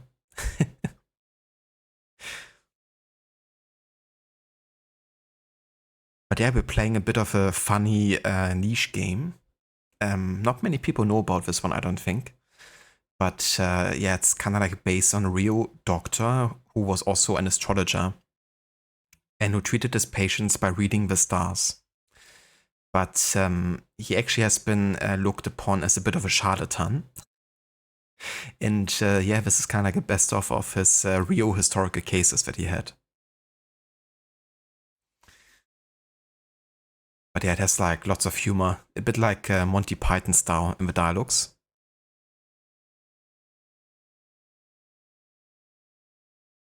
That's how other people do it. You're Arctic and he's Troika. He's your neighbor in real life. Ah, okay, gotcha. I was kind of like telling me about you guys going climbing and stuff. But I wasn't sure if like Arctic is just something that you guys like share. But yeah, sounds good. But I'm gonna keep it with Arctic, with you, and Troika with him. But yeah, how's it going today, dude? Hope you're doing well.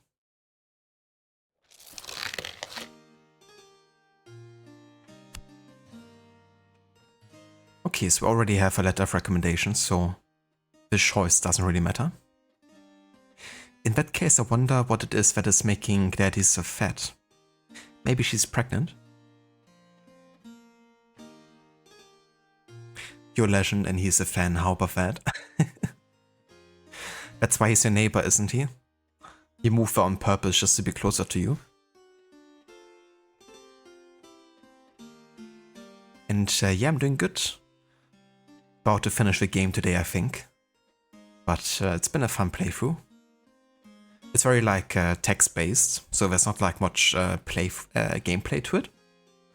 But yeah, it's super funny, and it's also quite interesting history behind it, you know, because you have like lots of characters that are quite famous actually, that were patients of the main character. Don't wanna say that, but you're right. But yeah, that's cool that you guys are neighbors.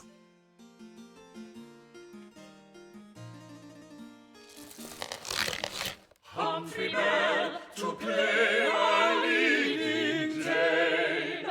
You must pay the price of looking thin and nice. Drink all your fears, since all your guilt and shame you be judged and we accord you blame. My favorite character in the game. He's the only character that actually talks some modern English slang. Good evening, Mr. Bell. What brings you so late this evening, young sir? Have you come from the playhouse? Yay, I'm come from playing a Duchess in a special performance of Richard II. You know, that play that makes the Queen look bad. So, Mr. Shakespeare decided to revive his play, did he? I see. I need you to tell me what to do about my pay. Our seamstress told me she heard Mistress Burbage discoursing how John Crisp is getting paid a full shilling for each performance. And you feel this is unfair, I take it? I gather Mr. Crisp's pay is greater than yours. Aye, sir. 'Tis full twice as much coin as they pay me. What I get is barely enough to cover my rent, and my parts are well bigger than his, innit? And you can fathom no reason for this disparity in pay? He is more experienced, perchance. What? I've been on the stage since I was a boy, and John's been playing for less than a year. Nay, sir. Mr. Burbage and them other company sharers are paying me less on account of how I'm doing the lady parts. You mean to say you are being paid less simply because you perform lady roles? Indeed. John only gets them main parts because he's big and tall, but I'm well better than he is.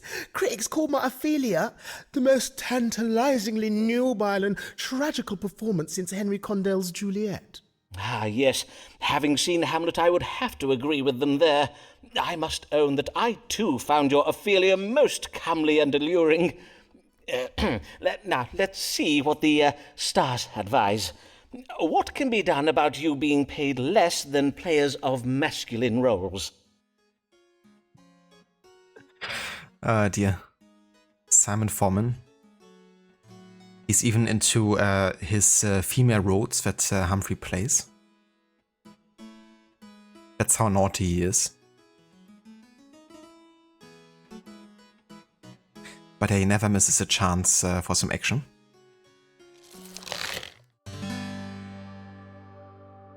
I'm being paid less than the players who do the main men parts. What can I do about it?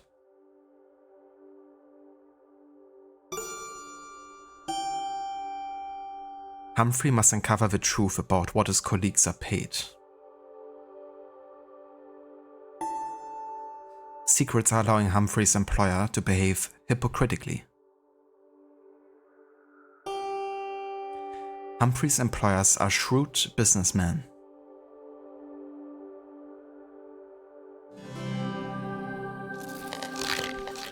According to the stars, your employers, the Lord Chamberlain's men, are very wise businessmen. How do you reckon that? On account of them contriving to pay me less than I deserve? Precisely so, Mr. Bell. And being so wise, they doubtless deter their hired men from discoursing upon the coin they receive for their labour, perchance to the extent where the men harbour such feelings of shame and suspicion about it, they would more readily show each other their privy parts before they would show their pay. Aye, 'tis true enough. We oft pull our yardles out when we're jesting about and that. But as for a man's pay, forsooth, 'tis considered most private. Well, such prudery must end if you and your fellow players are to advance your interests, Mr. Bell. Indeed, methinks that if you were all to begin freely discoursing upon these matters, you will find you are not the only player being paid unjustly. If you do decide to demand more coin from your employers, I advise you to unify with the other hired men and speak as one voice. Zah! We shall unify and demand them company sharers pay us equal coin for equal playing. Now this is something that also could have happened in Watch Dogs Legion. That quote and the way he says it. But he always reminds me of that game and kind of like the accents and way of talking in that game.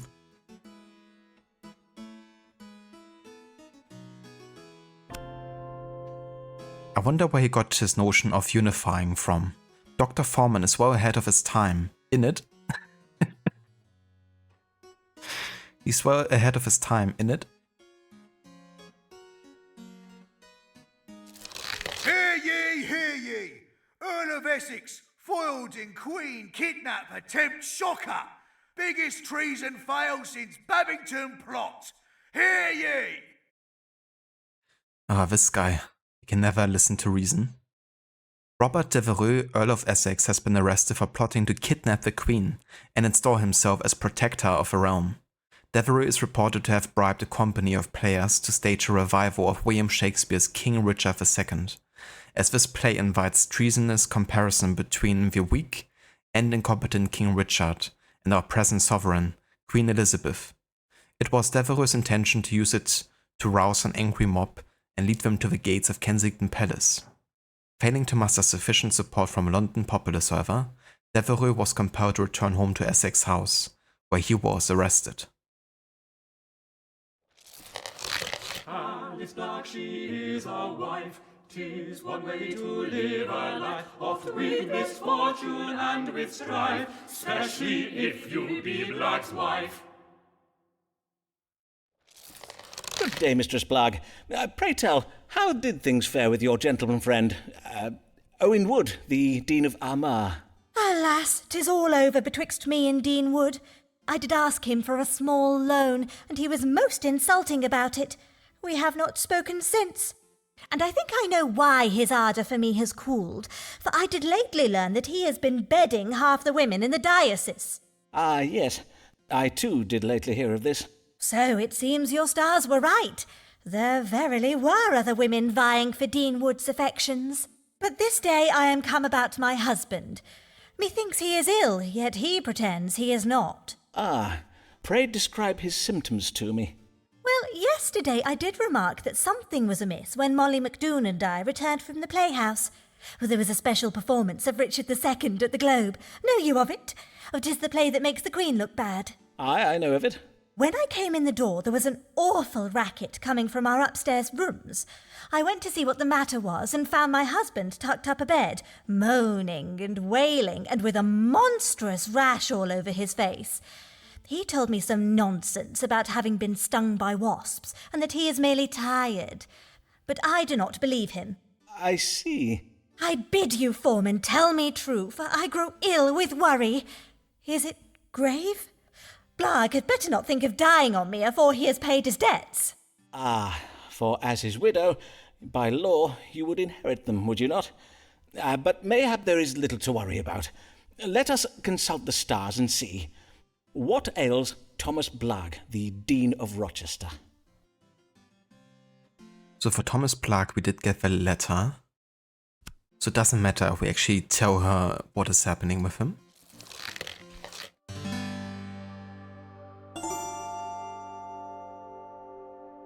He's ill with erysipelas, a disease characterized by bodily pain and redness on the nose and cheeks. Suffering from swelling in the cots. Or he has melancholy. But yeah, it is this one.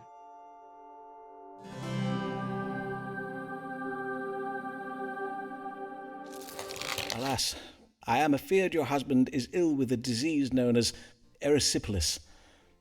He is in grave danger. Indeed, his case is advanced and beyond treatment. There is nothing to be done now but prepare yourself for his death, Mistress Blagg. Madam? Alice? Come, Alice, I will find you a chair. Nay, I must not tarry. I am meeting Mistress MacDoon at the Bear for a quiet one. Good day, Foreman. But Alice...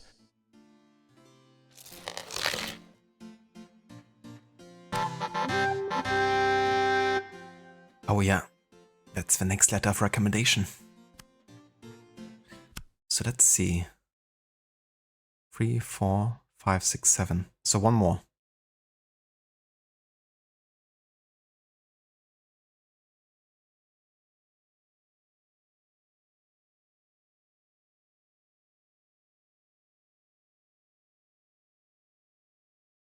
Wait. So can you even get the letter from Riccardo Ferraro and Emilia?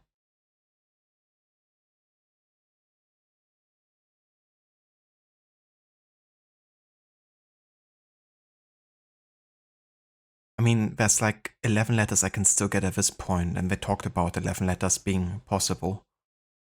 So maybe it was never possible to get the ones from... I mean, from Riccardo it makes sense, right? He's like part of the College of Physicians, so it wouldn't make any sense that he would actually give you one. But Emilia, it seems like it would have been possible, maybe. A letter? From them? Yeah. Let me actually Google real quick if it's possible for Riccardo, if I can find something.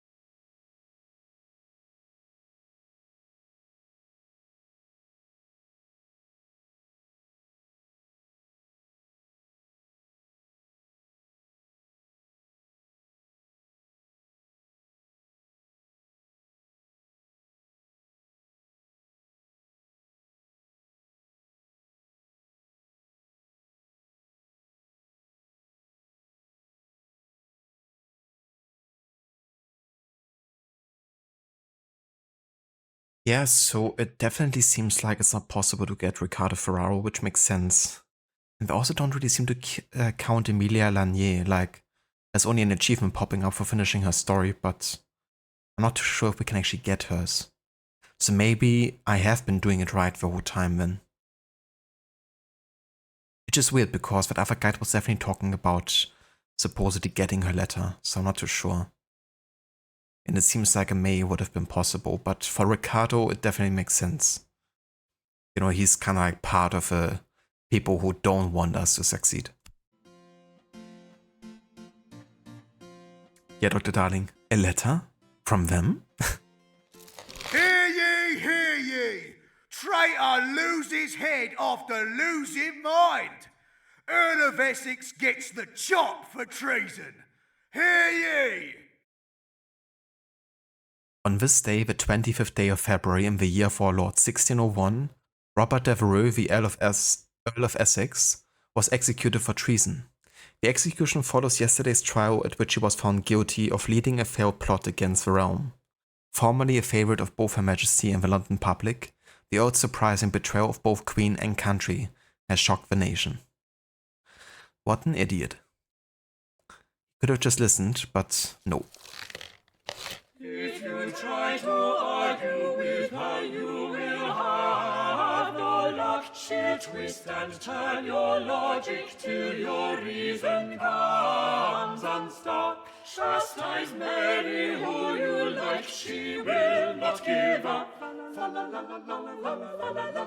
Will not give up. She would not give a fuck.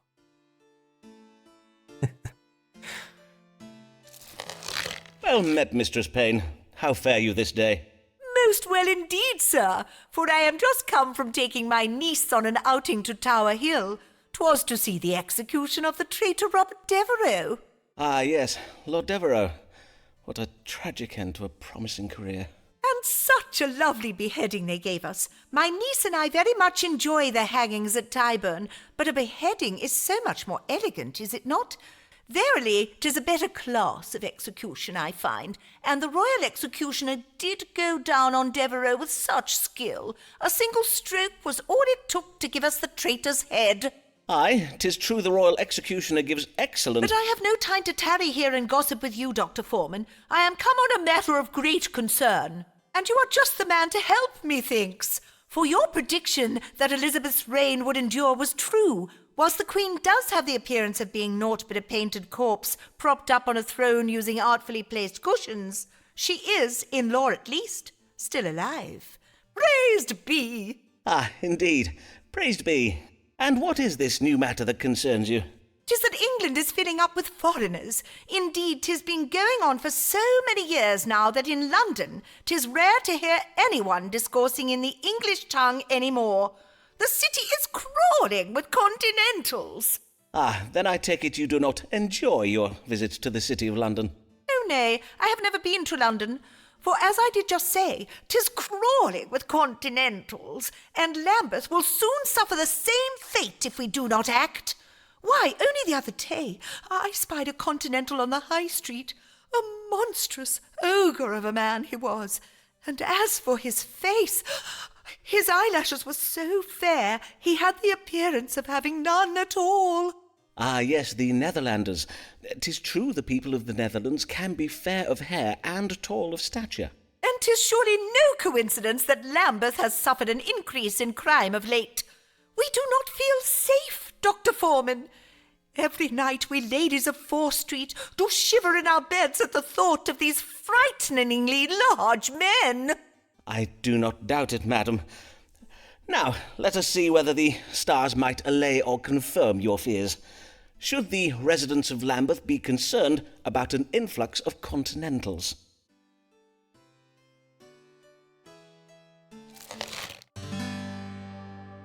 Should the residents of Lambeth be concerned about an influx of continentals?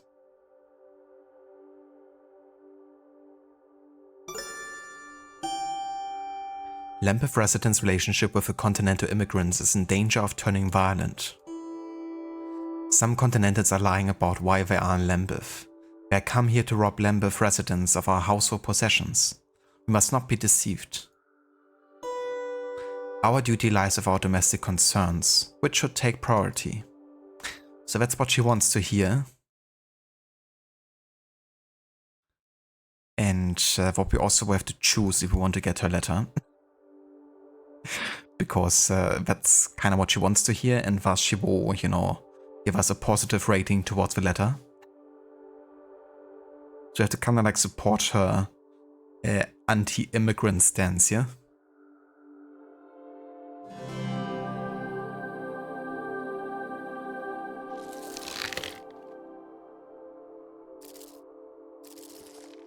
The stars indicate your concerns are justified, madam. As you know, many of these continentals are refugees fleeing Catholic violence. But while the poor souls are to be pitied, the stars remind us that our duty lies at home. Aye, forsooth, sir. For how are we expected to solve all the problems of the world? England must come first. Indeed it must. And although most of these continentals are doubtless very fine people... Aye, doubtless. There are some desperate criminal elements among them. Moreover, the introduction of continentals with their unusual customs and traditions into a closely bound community such as Lambeth could prove most disruptive. Such differences may provoke tensions that lead to violence. Indeed, they may. I will have my husband ride to Lambeth Palace and demand that the Archbishop do something to protect the folk of Lambeth afore it is too late.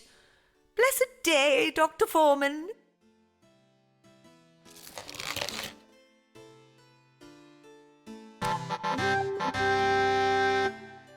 And there we go. That is the next letter of recommendation.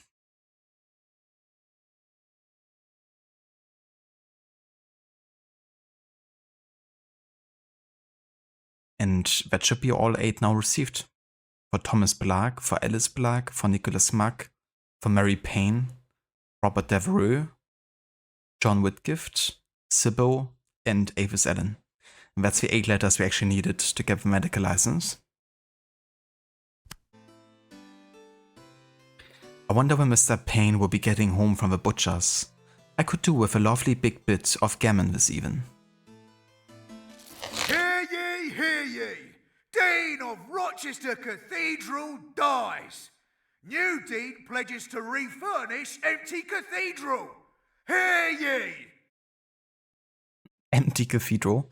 So before he died, he probably took everything out of the cathedral yet again. Local residents were saddened this day by tidings of the death of Thomas Black, Dean of Rochester Cathedral.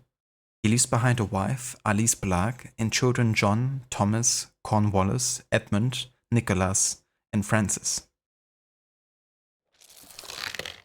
Humphrey man, at ease is our reward, for it is not enough to be my Father, Lord. For you we sigh, we true and swoon, when we see you entering the room. Good day, Mr. Bell, and well met. I recall you were hoping for a pay rise. How did that go? Well, I got a pay rise, innit? I took your advice about banding together with the other hired men and gabbing about how much coin we was getting. Turns out, another one of the lads weren't getting paid enough for his lady parts neither. So, we all refused to do our rehearsals until the boss man fixed it. Well done, Mr. Bell. I must say I am most proud of you. But this day, I am come about my skin. She's so clapped, I need twice as much ceruse as normal. Ah, yes, Venetian ceruse, the white lead and vinegar paste ladies and players use to whiten their faces. You have to fix it for me, Doctor, for my role in Mr. Shakespeare's new play. I'm to play a lady who disguises herself as a lawyer. A lady cunningly disguised as a lawyer? Forsooth, how original. But I see not why you need worry over your complexion. Having a sound grasp of Latin and a talent for eloquence are the usual qualifications of a legal advocate, are they not? Is it verily necessary for this lawyer to have beauty as well? Well, Mr. Burbage seems to think so. These are enlightened times, and we must have confidence in our audience that they will accept, even welcome, the notion of a lady of learning, as long as she be lovely enough to lie with. I see. And 'tis true your skin is looking a little less than lovely at present. Let us see if we may find a remedy for it in the stars.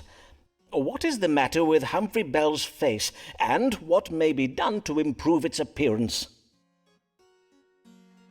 It's looking a little less than lovely. Oh man, I just love the writing in this game. And I have to say, I really have to give props to the actor behind Simon Foreman. You know, just how much nuance he brings into like every line of dialogue. You know, this kind of like uneasiness, you know, that he often has when he's kind of like having his own thoughts that he's not sharing with his patients. Or when, you know, it's clear he doesn't want to like hear another story of something about like Sir Walter Raleigh. Because he already heard it like so many times. But of course he can never actually get on the bad side of his patients, you know, he's trying his best to kind of like kiss the ass. So he still gets those sweet letters of recommendation.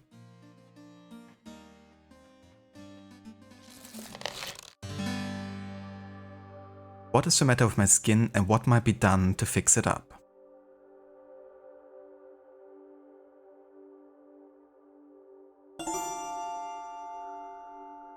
Humphrey is troubled with ugliness. This suggests the owners will get worse before it gets better. Yeah, that's it. Sorry to say, but you're ugly.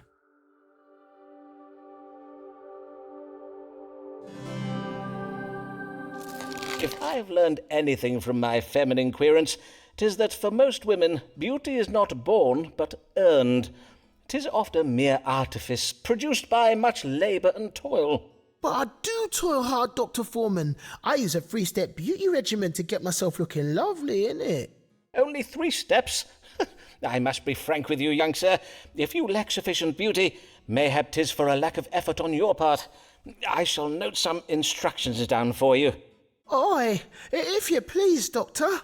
First, scrub your face with a mixture of eggshells, alum, and honey. Then you must apply rose water and lemon juice to help rid your face of wrinkles and blemishes. Then apply the white of a raw egg to your face. 'Twill act as a kind of glaze over your complexion. Oh, and have you considered purchasing an ass? Some of my querents bathe in ass's milk to soften their skin. I doubt my landlady will be allowing me to keep no donkey in her attic, but methinks I can do all them other things. I thank you kindly, Doctor. I promise I will not let you down. Have you tried purchasing an ass? Oh dear.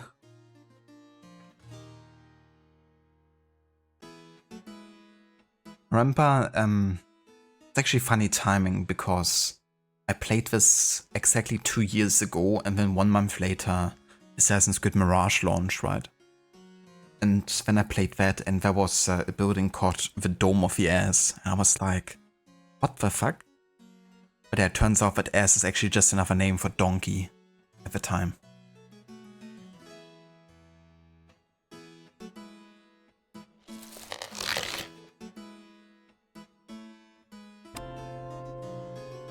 It is a good thing ordinary folk cannot afford looking glasses. Ladies who have them things must be miserable. Mr. Foreman, doubtless I need not explain why you have been brought before the College of Physicians this day. We have been informed that you persist in practicing medicine without a license, in defiance of the law and in spite of previous warnings given you by myself and my distinguished colleagues. How do you answer this charge? Well, what do you have to say for yourself, Sirrah? I say that I am a good doctor, and that my many years of experience have allowed me to perfect my methods as a true physician. You would dare speak of your methods, Mr. Foreman? We are informed that you write your patients' names and complaints in a notebook, doubtless all the better to blackmail them with. Ah, yes, my case books. Indeed, sir, 'tis most useful to be able to remember a querent's history. Furthermore, you use astrological readings not simply to predict the course of an illness or judge the best time for a treatment, as good medicine teaches us, but you find the cause of the disease in the stars. You refuse to examine your patient's urine for this purpose. Well, yes, And you would dare claim that in these past years you have gained medical knowledge and skill from mere experience? Then I invite you to provide proof of it now. You will submit to an examination. Which humor does Saturn rule over? Black bile? Someone with an excess of black bile may exhibit a melancholic temperament. Which planet rules intelligence? Mercury. Which zodiac rules the head? Aries. Silence! Simon Foreman, it is clear to me the answers you have just given were not your own, and that they were provided to you this day by some unnatural means. Such foul trickery and dark magic will not be tolerated within these walls. Remove this charlatan, this carnival quack from my sight! What, again? I demand to speak with my legal counsel. You will regret this! I mean, come on, dude. You tested me twice, and 2 times I gave you the perfect answers.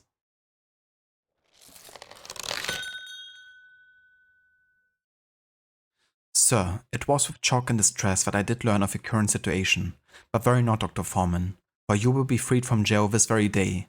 I bade my husband, Lord Dyer, exert his influence on your behalf. But I must warn you that the College of Physicians cannot be co-obstructed for long, and that you verily ought to procure a medical license. Your current and most assured friend, Lady Emma Dyer. Game over? Not quite, no. This happens both times that you actually get questioned by the College of Physicians, and then through your connections you get out of jail again. And you can keep practicing until you get your medical license. But this is the last time that we will be questioned before game over. Alice Black has suffered woe. Life has brought her very low. Mayhap there be some solution, though. Read the stars and we shall know. Well met, Alice, dear friend. Since your husband's death, I have oft thought of you. Fare you well? Oh, Foreman, I am sorry for not coming to see you sooner, for I was grateful for your warning about Blag's illness. It gave me the sense to bide with him in his final hours. It was only then that I did realize how much I did love the old fool, despite his mump-headed nature and his leaving me and the children with not a penny between us. But the day after he passed, I came upon a note he had writ for me. I warrant that was your idea, was it, Foreman? It may have been. Then I thank ye for it, Simon. For 'twas a comfort to be left something to remember him by, even if it be the only thing he did leave me. But things are better since I did become Mistress Macy. Then you have remarried? Aye. 'Twas the only means of putting a roof over our heads and meat in our bellies. And Mr. Macy is a kind man. Oh, but Foreman, we may not have our roof much longer. Macy has threatened to leave me. The brute! Well, to be fair, I suppose I did fail to apprise him of the full extent of Blag's debts, which are, as you know, not inconsiderable. But what am I to do about it now? Ah, yes, of course. By marrying you, he is now responsible for the debts of your late husband, according to the law. In sooth, 'tis a high price to pay for a wife. No matter the marital bliss her bountiful charms and fine qualities do doubtless afford him. Ah, save it for another day, Foreman. 'Tis not your chub-brained flattery I am come for. 'Tis your counsel. Then let us see if the stars may offer a solution. How may Alice Macy prevent her husband petitioning for a divorce?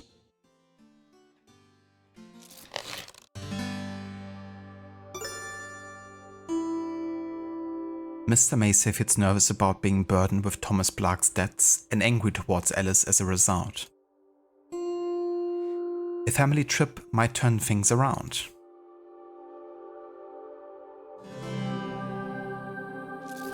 Alas, you have little hope of calming your new husband's feelings about your late husband's debts. But the stars suggest that your family might go abroad, and thus put yourself out of the reach of Blag's creditors. You must do this without delay. Go abroad? You mean where foreigners live? Aye. My chart also suggests that you find some creative solution to ensure your husband's cooperation in such a project. Has he ever expressed an interest in the New World colonies? Or perchance you might suggest an extended tour of Roman antiquities? Nay, but I will put my mind to it. But if we do go abroad, this is doubtless the last time I shall ever see you, Foreman. Well, in that case, coitus post consultatio. Indeed. And that is also the first consultation of the year 1602.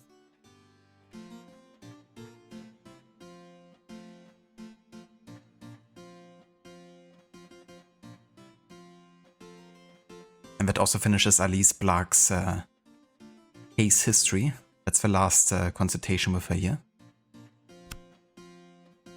Come on, Alice, you can do it. Macy was champ-headed enough to marry you, so mayhap he'll go abroad with you as well. Hear ye, hear ye!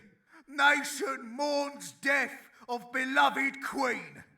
King James of Scotland tipped to succeed to the English throne. Hear ye! All England is in mourning as news spreads of the death of our beloved sovereign, Queen Elizabeth Tudor, oft referred to as Good Queen Bess by her subjects, expired of natural causes on this day, the 24th day of March, the year of our Lord, 1603. Okay, so we have another year skip then. So first the case was 1602, and then we have now this message in 1603. Although Her Majesty left no heir nor named a successor, her cousin and nearest blood relation, 57-year-old James Stuart, the King of Scotland, is rumoured to be travelling down from Edinburgh to be crowned King of England later this week.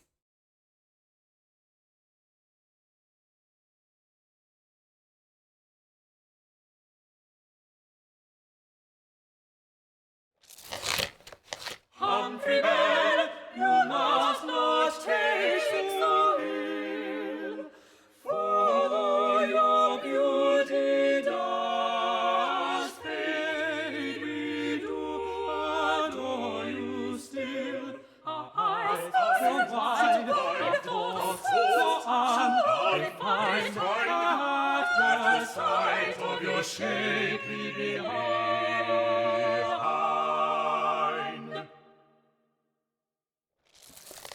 Good day, Mr. Bell. Oh, I must congratulate you on your performance of the comely lady lawyer in The Merchant of Venice, and methinks your skin is much improved. 'Tis verily glowing. Aye, all those beauty tips you gave me were wondrous well. 'Tis true, it takes me a full hour every morning even to do my face, but at least I'm comely enough now to keep working, innit? Forsooth, 'tis well to hear the troubles with your skin are resolved. Now, what is it you come for this day?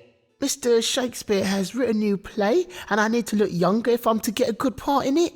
'Tis about an ancient Roman general called Titus Andronicus. I wish to play the role of his comely mother, the Lady Tamara. You need to look younger in order to play a man's mother, you say. But according to my casebook, why, sir, you are not yet 25 years of age. Aye, sir, indeed. 'Tis but the business of playing, though, innit? At least, according to Mr. Burbage, he was well vexed when I pointed out how the man playing Titus is near as old as I am. If the stage is not to your liking, Mr. Bell, I invite you to seek employment elsewhere. All right, then. Let us see what the stars advise. What can be done to make my querent Humphrey Bell appear younger?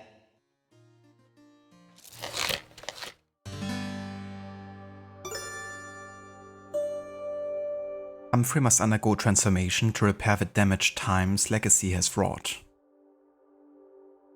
A transformation.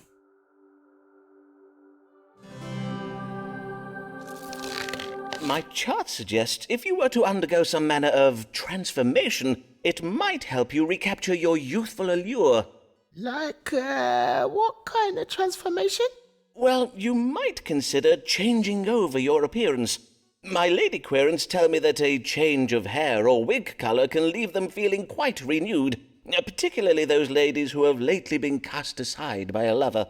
You saying I just changed my hair and bish bash bush a little younger? Apparently so. I am told that lightening the hair can be particularly efficacious, as it evokes a youthful, almost childlike appearance in a woman. Such lightening is easily achieved by soaking the hair in urine. Urine? Like stick my head in my chamber pot or something? Aye, mayhap after you make your morning water. Fresh urine is usually preferred, for then 'tis agreeably warm when applied to the head. I will not lie, that sounds mad. But if all the ladies are doing it, I might give it a try. Jesus, Simon.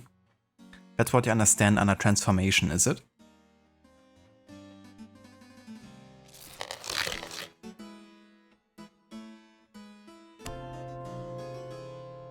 Innu hairdo better be as magic as some ladies say, innit? All this energy for dinners and parties, that's not to run.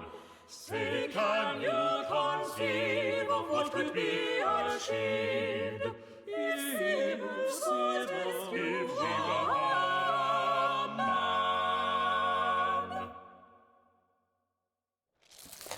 Good morrow, Mistress Fortescue. How may I do you, sir? Oh, Dr. Foreman, I have urgent need of your advice. Oh, woe! I know not what I am to do. On my word, madam, I have never before seen you in such a state. Pray tell, whatever can the matter be? 'Tis my husband, Captain Fortescue. God mend me! He has been implicated in a conspiracy to commit treason. Ah, yes, your husband, Captain Henry Fortescue. He is a great friend of Sir Walter Raleigh, is he not? Oh, methinks I see your problem. For Raleigh has been implicated in a plot against our new king, has he not? 'Tis said the plotters wished to oust the king and install the king's cousin on the throne. Or was Raleigh involved in that other plot? The one to kidnap the king and force him to appoint a more religiously tolerant privy council. In truth, there are so many plots against the English throne these days, 'tis hard to keep abreast of them all.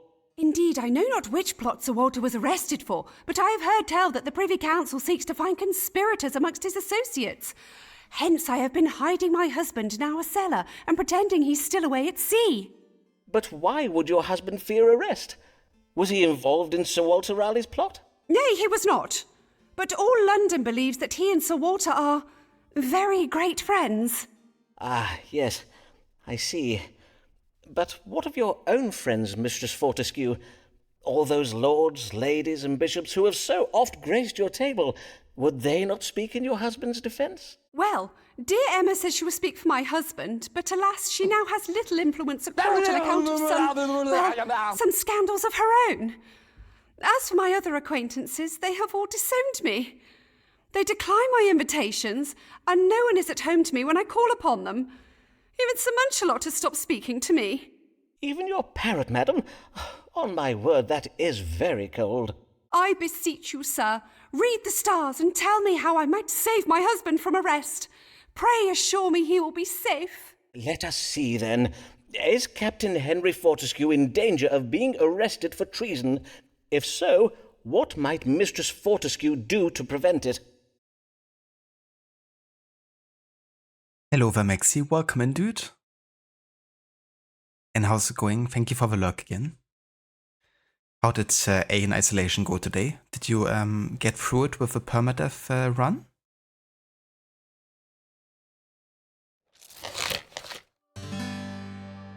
Will my husband be arrested for treason, and is there anything I might do to prevent it?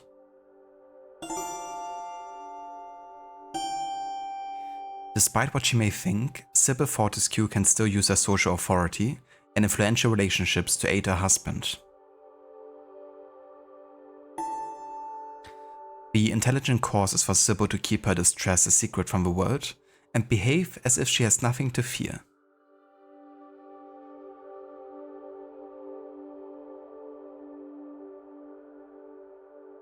And I'm doing good, Maxi. Thank you for asking. Getting closer to finishing the game. We'll definitely finish it today. Well, at this point, we only have a few more encounters actually before we actually have finished the game. Let's see. 1, 2, 4, 5, 6. Yeah, there's 8 more encounters after this. It went well. You got the platinum. Hell yeah, dude. That's awesome. GG's. That's a really good achievement because, yeah, that game looks quite stressful and very intense at times. So I can only imagine, you know, the extra stress that puts, you know, getting achievements on top of it.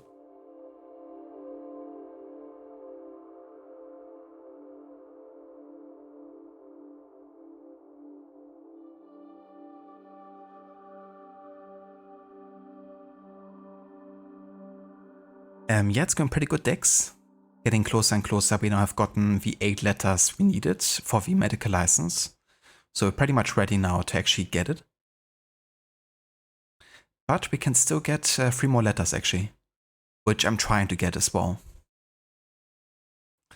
So it's not quite perfect, because we could have gotten the letter for Amelia, but apparently we couldn't have gotten the one for Ricardo, so it is almost a perfect playthrough, but not quite. At least so far. But yeah, we should be good now to actually secure the medical license. Did it in around 6 hours. That's really good as well. I didn't know you could play through the game so quickly. So not breaking any speedrun records anytime soon. I mean, that's fair enough as well. Makes you wonder actually how fast some people would be.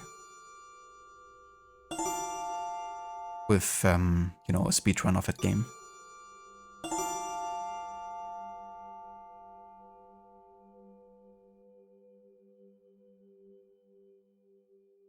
And yeah, for anyone who hasn't checked out Maxie's channel before, he's been doing a bit of a birthday week streams, focusing on the game A in isolation, getting the 100% and platinum unlocked. Also a big fan of the AC games, which he's also been playing, you know, on the regular, and plays lots of the games on the PlayStation, which of course also includes some exclusives. Speaking of which, will you be playing? I mean, I reckon that you will probably be playing it, but will you be doing Ghost of Yotei on release?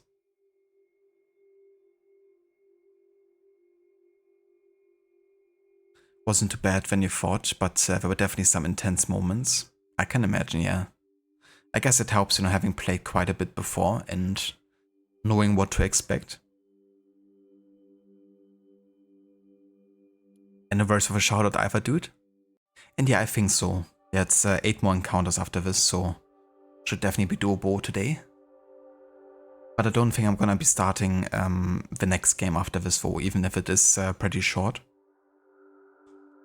Because after this we are set to play a game called Hellish Quad, which is another indie early access game developed by a former Witcher 3 developer, and it's kind of like focusing on historically accurate fencing and fighting. But yeah, it's pretty short, so will not take me more than a stream to get through it, I think. But yeah, I don't think I'm gonna be starting that today, though.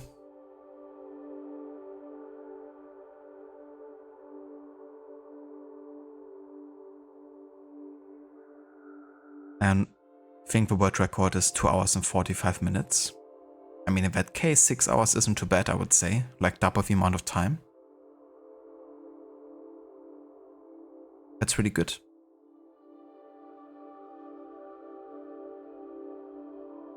Ah, that's fair enough, yeah. Yeah, I think I won't be playing any game on release either anytime soon. Unless it's like for the Ubisoft partner program or something. But yeah, I mean, GTA 6 is definitely a game, you know, when it launches, that I would be super hyped for. Okay, so we're gonna choose C here.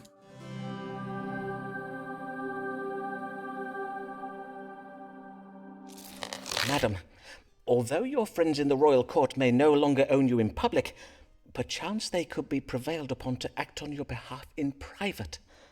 Verily, madam, I urge you to write to them and bid them use their influence in your family's favour. Mayhap they can quietly speak well of your husband to the king and to the lords of the Privy Council. In the meantime, you must behave as if you have nothing to fear or be ashamed of, as if your husband is full innocent of treason. Hold your head high, Mistress Fortescue. But oh, Dr. Foreman, surely you see how low I am come. Madam, have you not before suffered the slings and arrows of social misfortune and yet risen victorious? Well, You had a house full of guests purging from all their orifices, and yet you did not waver. You suffered an attack upon your mucosal membrane by the most fiendish of New World fruits, those known to affright the bravest of conquistadors, and yet you soldiered on. And after you played the fool before lords, bishops, and countesses, still they thronged for invitations to your luncheons. Truly, madam, are you not a leader amongst women? Reclaim your place at London's dinner tables and use it to save your husband. Take back your Camelot. Indeed, sir. I shall not be cowed by spiteful wagging tongues any longer. I now go forth to restore my husband's honour and our family's good name. Fare you well, and Godspeed, Mistress Fortescue. Ah, dear. Simon must be quite desperate to be this excited for her just to get that letter of recommendation. Or maybe he really is that much into it.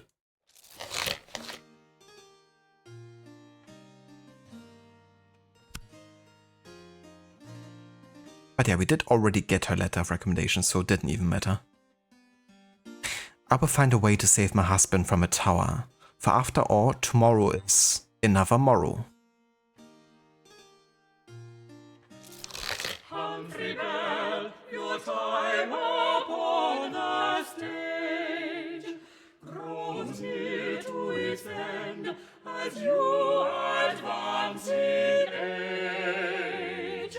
But hold, no tears, come down, resign, you're just too old to earn a living wage.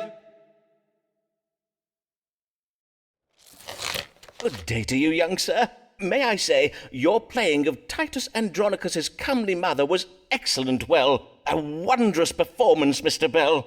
Yay, I did get to play the role of Tamara in the end, but it weren't on account of changing my hair, innit? Lightning made it too fair. All the other players are like, bruv, you look like a Neverlander or something. Ah, I must own I did not account for the risk of that. Boss man only let me keep the role because Mistress Burbage made him. This why I need your help, Doctor, for now she says I'm in her debt and she's asking me for things. Ah, she wants her pound of flesh, does she? I sir, she does. And she's told me in bare detail which part of my body she means to have it from. On my word! But surely, Mr. Bell, if Mistress Burbage's attentions occasion you discomfort, you have merely to tell her so. Make it plain you wish your relationship to remain professional and bid her abstain from any amorous advances. You what? Nay, sir. If I air her, she'll be vexed and I could lose my job. Know you what I mean? Ah, I see, yes. If she were to take umbrage, she might use her influence over her husband to prevent you from getting work. Well, I do have a recipe for a very effective aphrodisiac. Nay? Then let us see what the stars advise. How might Humphrey Bell calm the ardour of Mistress Burbage without it costing him his career? This game is funny, Dumbledore. It definitely is. Yeah, I love the humour and the writing of this game. In it, bruv. Okay, bruv. No way we spoke like that in 1603. You know what I mean?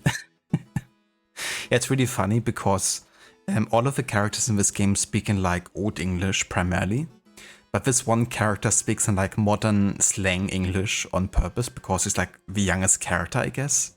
And kind of like for the element of like surprising you, you know, with this kind of like contrasting type of language and speaking.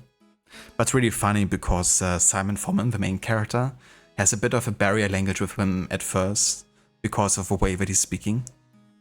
But it's really funny how they bring like old and modern slang English together there. But that's part of the reason why he's like my favorite character in the game, or one of my favorites to interact with. Just so freaking funny. And often when I listen to him, it reminds me of Watch Dogs Legion. And, you know, the writing and voice performances there.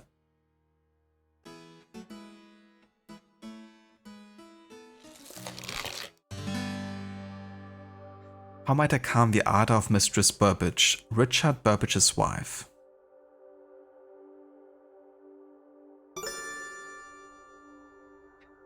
She has a choleric temperament when it comes to affairs of the heart. She prefers to be the one in charge.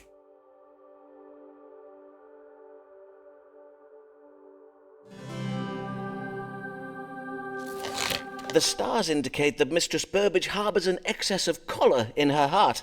It has given her a somewhat dominating disposition, and such women oft show a preference for men they perceive to be submissive. What are you saying, Doc? Perchance if you were to adopt a more assertive, commanding demeanour, Mistress Burbage's lustful ardour may be tempered. What you mean, like, be all hench and that? I will not lie, 'tis not me though, innit? You heed me. But you are a skilled player, are you not? Think upon it as a role I have given you, as if all the world's a stage, and you are merely playing. At being, hench, as you so call it. You can do it, Mr. Bell. Aye. Yea, methinks I can. I thank you kindly, Dr. Foreman. Methinks I can. Innit?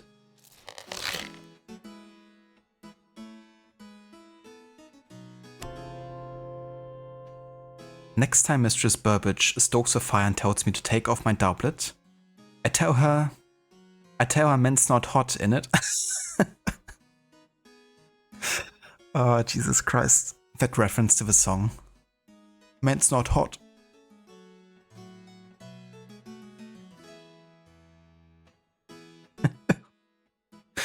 Oh dear, I can't.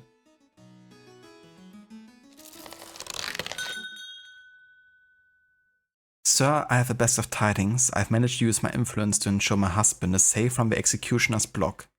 Indeed, my petitioning of courtiers and their wives has been so successful that the royal court is now abuzz with talk of the innocence of Captain Fortescue and how he has been the victim of a gross miscarriage of justice. A sonnet upon the subject has been composed, and I hear tell that Mr. Shakespeare intends to write a play about it. Your most grateful of querents, Sybil Fortescue. Lancelot Moore is doubtless a fool, yet men of his class are destined to rule. They tell us 'tis but the order of things, as is the divine right of kings.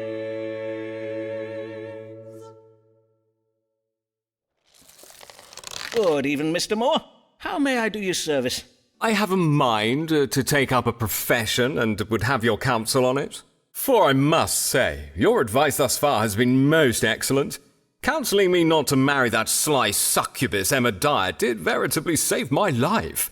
Indeed, I have heard it rumoured that her husbands have a lamentable habit of dying, if you follow my meaning. In short, their deaths are most unnatural and not at all accidental. Do you understand what I'm telling you, Foreman? Aye, I do, Mr. Moore. Pray afford me a moment to recover from the excess of shock and surprise I do feel upon being told of the lady's true nature. Now, you say you wish to take up a profession. 'Tis a military career you're considering, I presume? You wish to distinguish yourself in battle? Nay, 'tis a career in the church.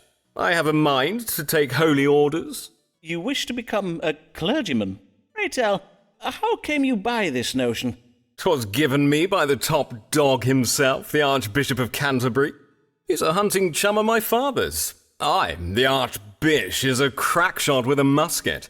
You should see him at it, Foreman. Give the man half an hour and a pouch of lead shot, and he'll turn your duck pond into duck soup. It seems the Archbishop has had his eye on me for quite some time. Verily, indeed.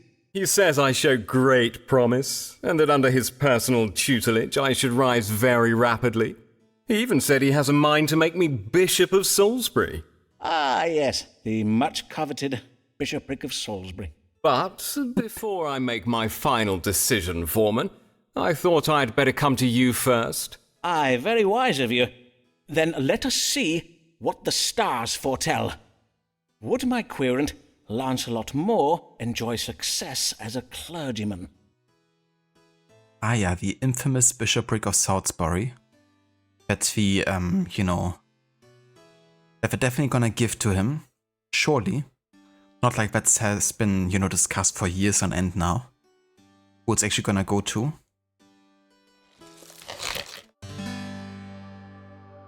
Would I find success in the Church of England? Vow hidden motives are at work. Promises will be broken.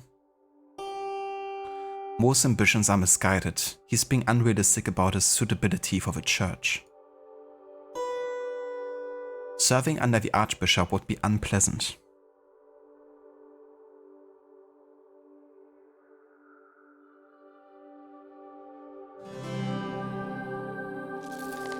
May I discourse frankly, sir, as someone who has guided you these many years past? Yea, I suppose so. Have you considered that your particular tastes and proclivities might be ill-suited to a life of service in the church? My tastes and proclivities? Ha! If you only knew of the tastes and proclivities indulged at the Archbishop's palace in Lambeth, I would tell you what they are, Foreman. But what occurs at Lambeth Palace bides. At Lambeth Palace. Yes, I am well aware. But as for his offering you the bishopric of Salisbury, well, the stars do indicate that His Grace has promised the bishopric of Salisbury to every dean from here to the Isle of Man. He is unlikely to ever grant it to you. Verily? He has? How very wrong of the Archbishop to make promises he does not keep.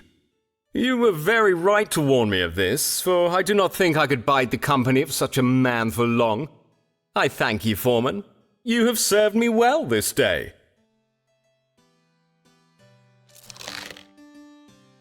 And that's the last encounter with Lancelot Moore. Thank God. Not particularly my favorite querent. Like every case is about him having like another love interest. But hey, we got another letter of recommendation, and that's letter number 9. So one more than we actually need to get a medical license. It is just as well, I would have been ashamed to hide my figure under those shapeless clergyman's robes. Here comes crafty Emma, what does she ask for now? Many times a week it is needless to say,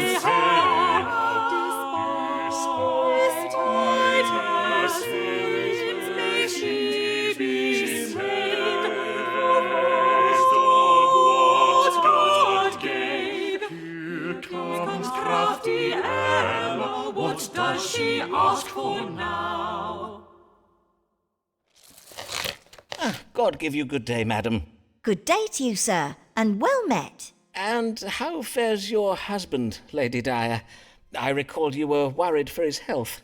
'Twas the diabetes, the disease you judged him as having. He died from wounds that never healed. You mean the wound on his lordship's hand? But I recall you saying it was quite small. Oh, yes, that wound was, but he acquired many more. One evening, whilst we were summering at our country estate, the stone railing of our balcony gave way, and he fell into some particularly thorny rose bushes. Verily? How distressing. And he never recovered from the scratches? Nay, 'twas most tragical and so forth. Well, I am sorry to hear of your husband's passing, but, madam, are you quite well? You do not seem yourself this day, if I may remark on it. Dr. Foreman, I am more myself than you have ever seen me, for during these past years I have been playing a role that has served me well, to be sure, but I am grown tired of it. Indeed, I am not proud of my dissembling. I'm not proud of some other things besides. And doubtless you are come to unburden yourself by confessing your, what those things are. What? Nay, of course not.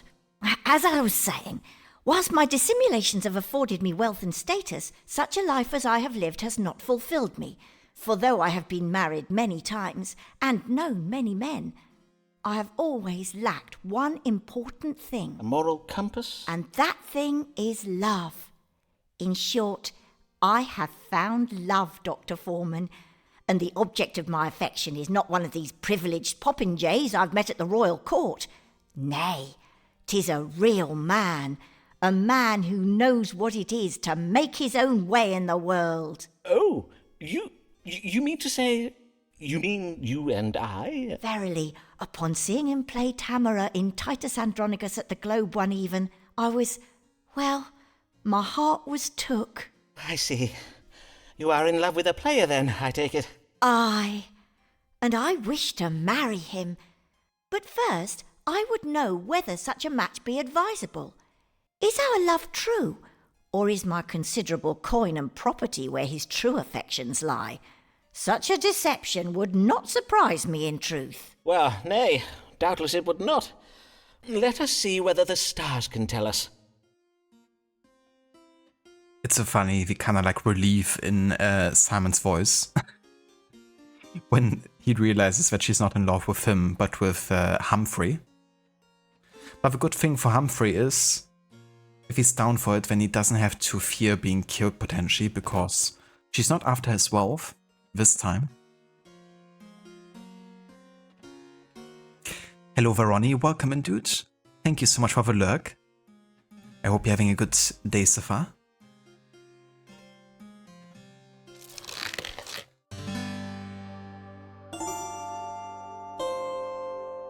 A marriage between Emma and her beau would be faithful and enduring. Emma's relationship with her young man has changed her. Let's hope so. The stars bless the match between you and the young man. They do not think it would be bad for him in some way. They do not judge. The chart indicates that your relationship with this young man has changed you. It would be a faithful, lasting marriage. Verily? I must own I dared not expect such a happy ending to my story. I thank ye heartily, Dr. Foreman.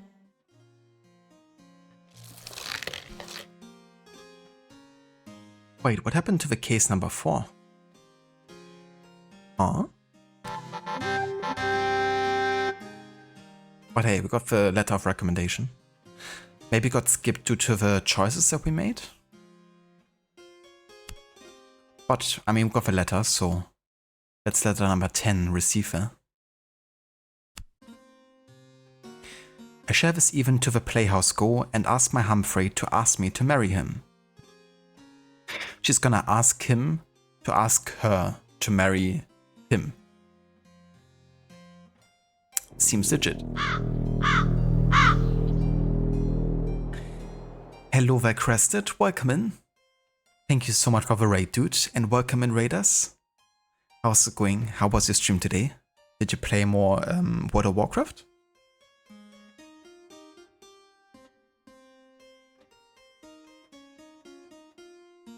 Welcome in, dude. We're playing more of that astrology game that I talked about last time.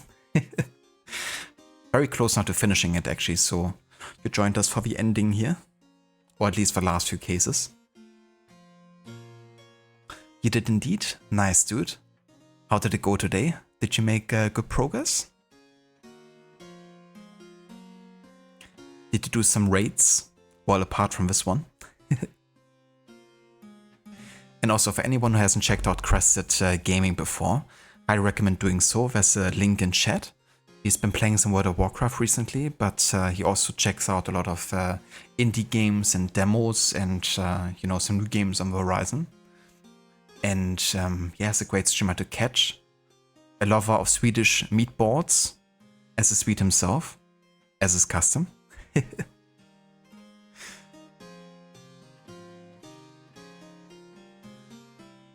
He did some grind for mounts, but did not get a single one. Yeah, that's the MMORPG life, isn't it? Lots of grinding in WoW to even get something useful.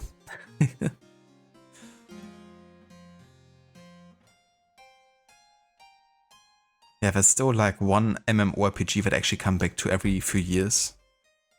But apart from that, I haven't really played many in the past few years. But also there hasn't been like many new ones come out, right? It's like more like the classics that are still being played. The RNG is shit. Most mounts have less than a 1% drop chance. Ah yeah. That's also a very classic MMORPG. You can actually be lucky if it's 1% sometimes. If not, you know, less than that. But hopefully you can get one the next time. If you're like still planning on trying to go for it. Humphrey Bell, our thoughts we must disclose, though your acting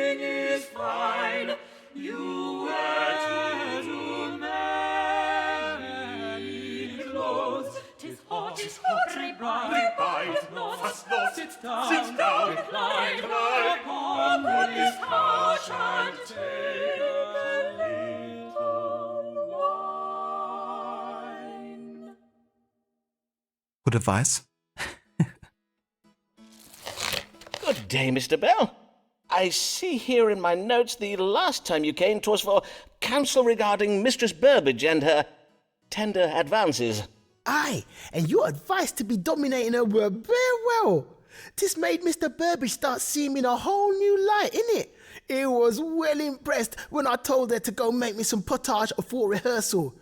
If you are so eager to comport yourself like a man, Humphrey, methinks 'tis time you did so upon the stage. I see. So, as well as resolving the matter with Mistress Burbage, you have also been promoted to playing male roles now. On my word, that is very well to hear. 'Tis about another lady I'm come this day. 'Tis a member of the audience who comes to all my performances and brings me flowers and sweetmeats. A mature lady. A widow, innit? Another one. On my word, you are most ill-fortuned, Mr. Bell. Verily, are no young players safe these days from being preyed upon by lecherous old ladies? 'Tis not all ladies, Dr. Foreman. Not this one, anyways. Emma ain't like any of the other ladies I've met. In truth, Dr. Foreman, we wish to be wed. I love her, innit? Then what is your trouble? Well, I've heard tell of some vexing things. There are them that say she has a heart of stone and only marries to get her hands on a man's money, though I have none, and she be rich. But she has been widowed many times, and there's even a rumour saying she's had a hand in her husband's deaths. Oh, verily? How shocking. Aye, I must own to being a trifle shook by it, and maybe a bit excited as well, but mainly shook, innit? Doubtless you are, for 'tis most frightening if there be any truth to these rumours. We must consult the stars and see whether it be wise for you to marry. Should Humphrey Bell wed this wealthy widow, and what will become of him if he does?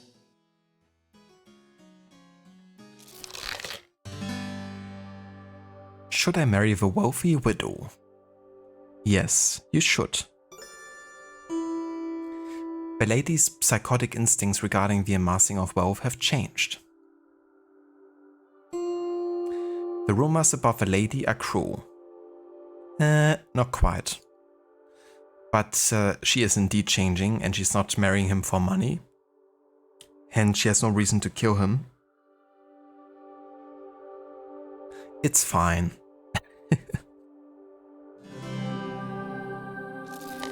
Mr. Bell, it has been my privilege to guide you over the years, in matters of work and in life.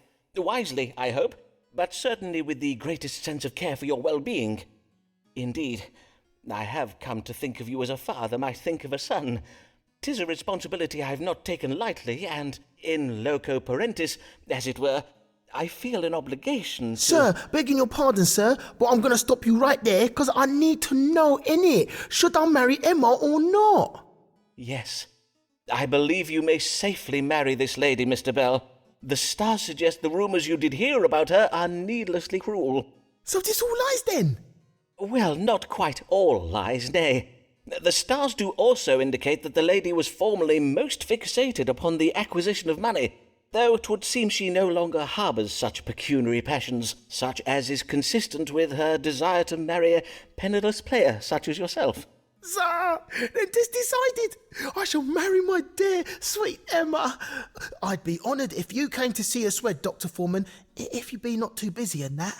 The honour shall be all mine, young Humphrey.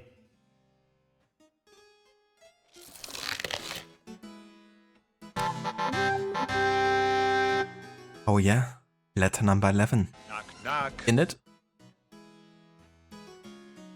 Knock, knock. Who's there? It's me. Hello, Varrot. Welcome in, dude. How's it going? How did your stream go of Until Dawn with the music only? I hope you had fun. GG's in it. Yeah, you just missed the last encounter with the modern slang character. It's so freaking funny. Like every time he talks, it reminds me of the people in Watch Dogs Legion.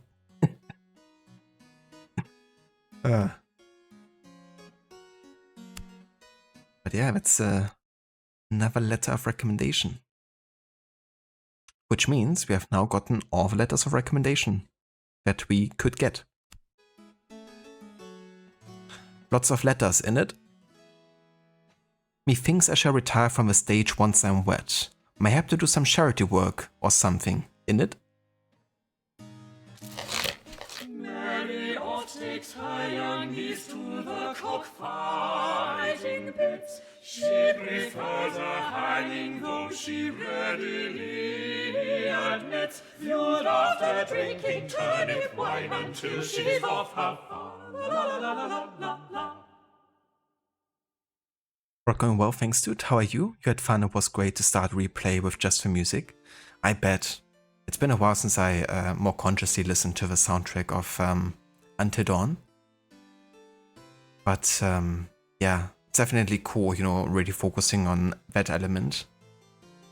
Especially also like in a horror game, you know, given how much it kind of like can add to the atmosphere.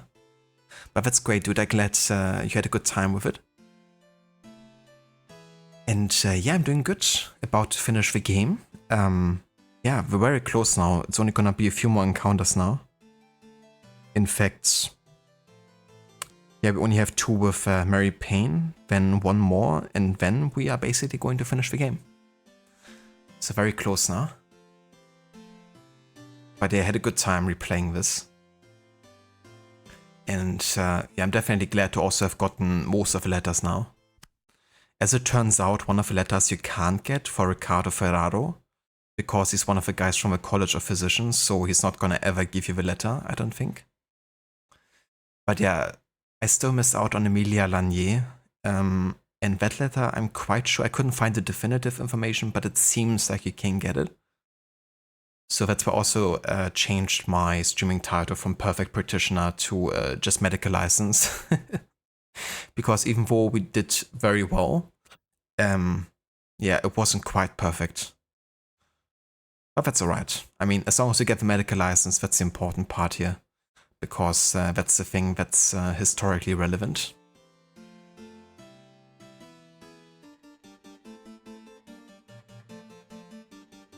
And no worries of a shout out either, dude. More than happy to give you one. Excellent work, that's cool you've enjoyed replaying it. What a bastardo. Yeah, that dude. It's also funny because he invited us 2 times to actually answer some questions in front of the College of Physicians. And since I'm following a guide, I of course answered every question correctly. But he's still not willing to admit that we actually have medical knowledge. So definitely is a bastardo. Good morrow, Mistress Payne. It has been quite some time since I last saw you. Did you ever hear from the Archbishop? I recall your husband was intending to write to him, expressing your concerns about the Continentals. Aye, we did write, but he never replied. Not that I am surprised, mind you, as they do say that Archbishop Whitgift is a very idle man, not to speak of the unsavoury goings-on within the walls of Lambeth Palace. They say that in the great dining hall the Archbishop and his guests do feast and carouse from dusk till dawn, and 'tis said that in some of the palace rooms they indulge in fornication and sodomitical sins. Verily, indeed. Then, doubtless that leaves him very little time to reply to every... Truly, methinks being surrounded by such decadence and corruption of the flesh is likely to have made the Archbishop very hard. Aye, bearing witness to so much vice would make a man very hard indeed. Hard, Dr. Foreman? Insensible to the needs and difficulties of ordinary folk such as you and I. Verily, I do not wonder that such a hard man gave me no satisfaction. Which is why I am come to you this day, Dr. Foreman. Something did trouble me last night, and I would have you tell me what it might have been. I will if I can, madam. Prithee, describe it to me. Well, at first was the noise of a boat that did awaken me. I got up out of bed and went to the window to see what was. As you know, on 4th Street we are right by the banks of the Thames. In the moonlight, I could just make out a ferry crossing the river, loaded up with large barrels. And you thought it suspicious? Aye, indeed, for the hour was very late and the boat's lamp was not lit. I did not wake Mr. Payne to ask his opinion, for, in truth, he has told me he wishes to hear no more about the things I see from our window. So, I am come to you, for I can have no rest until I know who those men were and what they were doing. Who knows what foul deeds may be afoot in Lambeth Town? Mayhap the men I saw were Catholic spies, engaging in some manner of nefarious plot against the realm. Then let us see. What does God have to say regarding this boat you saw crossing the Thames last night? Was it some kind of elaborate Catholic plot, or is there a more likely explanation?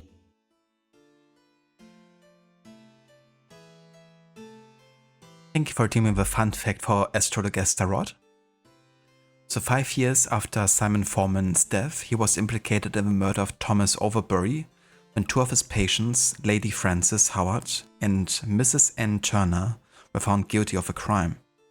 During the testimony of Howard's trial, lawyers heard accusations of Foreman saying he had given Lady Essex a potion with which she plotted to kill Overbury.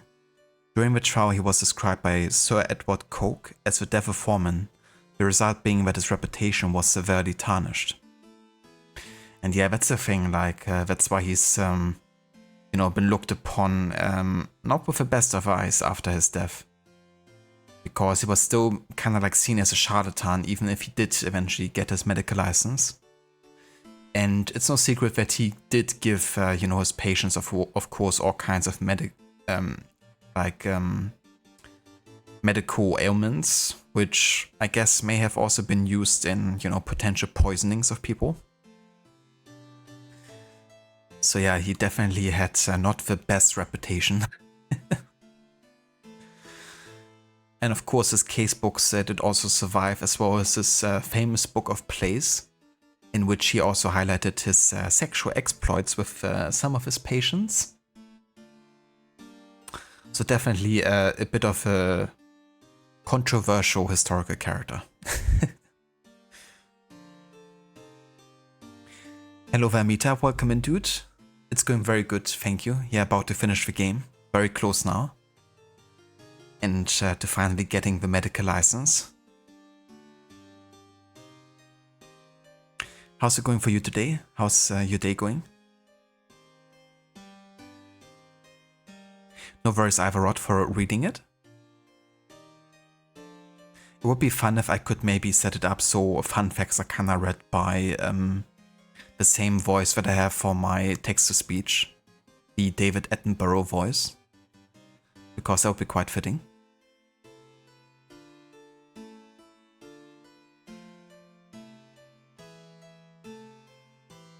Simon Fornication. That would definitely be his real name, instead of Foreman.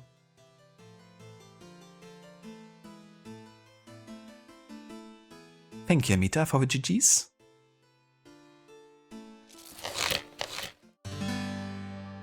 I saw a boat crossing the Thames in the dead of night. Are they Catholic plotters?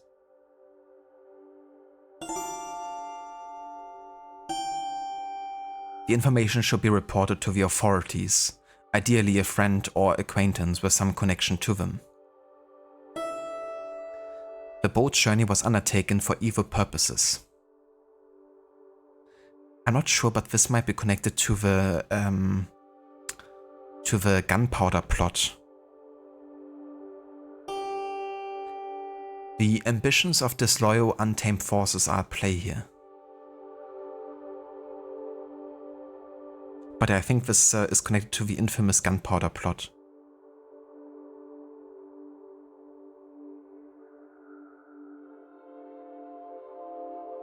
Amy, that's going well. You finished work early. If I asked who wants to get 2 hours paid leave for today, and you were like, why not? However, that meant you would get 2 hours paid leave and then return for only 1 hour to end your shift. So they were like, get free so you won't have to enter again only for 1 hour. Oh, that's definitely, not bad. Getting to finish work early and, get paid leave. Glad to hear it's going well for you today.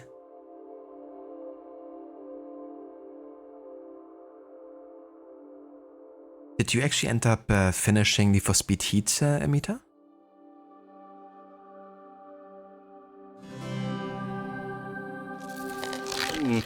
You did well to come to me, Mistress Payne. The stars confirm that the events you witnessed last night do indeed portend of doings of a most foul and sinister nature. I will pass your information on to one of my querents, whom I may not name, but who is a member of Her Majesty's Secret Service and reports directly to Her Majesty's Privy Council. I knew I could rely upon you, Dr. Foreman. You and I doing such important work together. We make quite the team, do we not?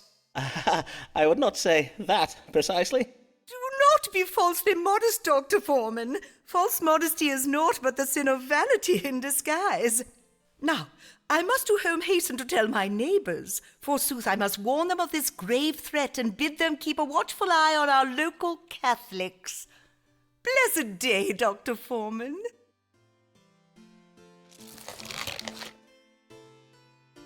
Ah yeah, that's the first mission in the year 1604 as well. Let me change the title.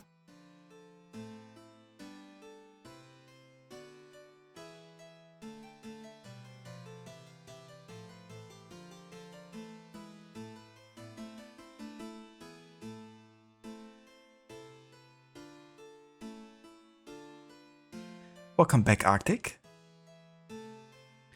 Amita, you completed all the story-related races. Now you only have 3 speed traps to get 3 stars for, but you can do that off-stream at your own pace. Definitely fair.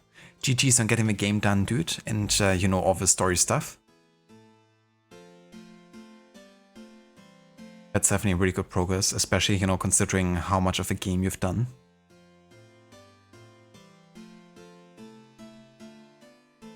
But that's cool that, you know, you got everything finished now. I should tell my neighbors Dr. Foreman and I are relaying my information to Her Majesty's Privy Council. Hear ye, hear ye!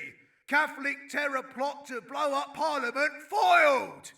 Gunpowder barrels discovered in cellar! Hear ye! Disturbing reports just in from Westminster that barrels of gunpowder were discovered in a cellar under the Houses of Parliament last night late. Sources indicate that this gunpowder plot was a Catholic conspiracy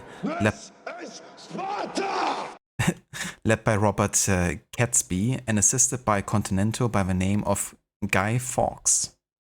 And that is indeed the famous Guy Fawkes. You know what the Guy Fawkes mask are based on that Anonymous, the hacker group, is using? The same Guy Fawkes that also inspired the movie V for Vendetta. Safe to say, definitely quite a famous historical character. But he wasn't quite successful in blowing up the Parliament. He got hanged instead. You thought the last 3 races after the main campaign would be difficult, but they were too easy. Oh yeah? I mean, that's fair enough, I guess. So I guess you also unlocked the BMW M3 from Need for Speed Most Wanted then? Because that's a reward for finishing the main story, isn't it?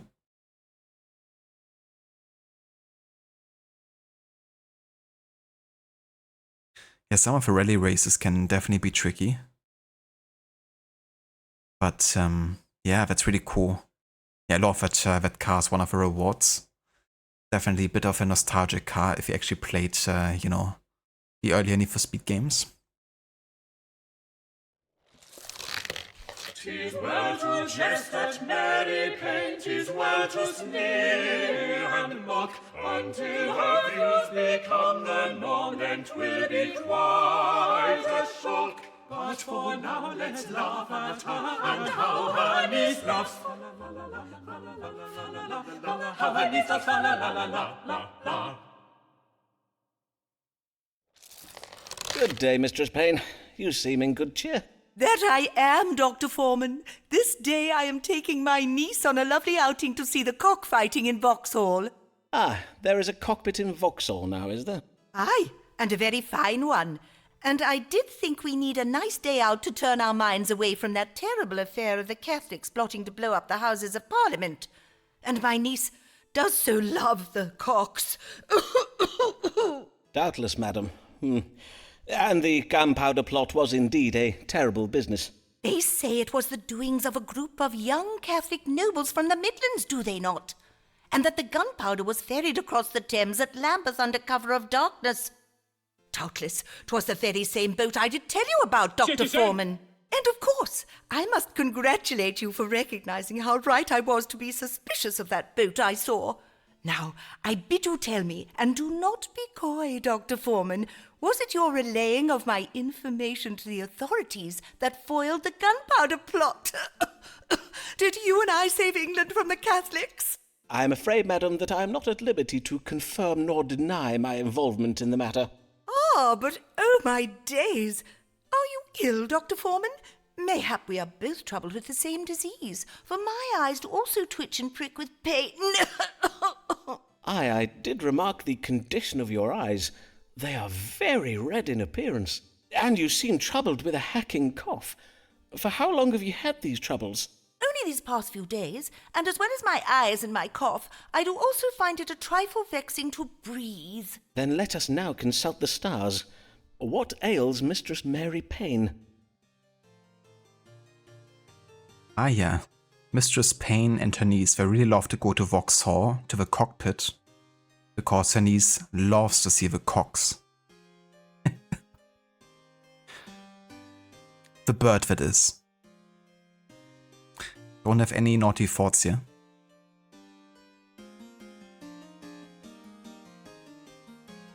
Gunpowder plot, what have I walked into? Indeed, Aura. Welcome in, citizen. Citizens. And how's it going today? Yeah, it's the infamous Guy Fawkes gunpowder plot, where he tried to blow up the Parliament of England. But didn't quite work out though. No worries of a shout out, Amita. More than happy to give you one.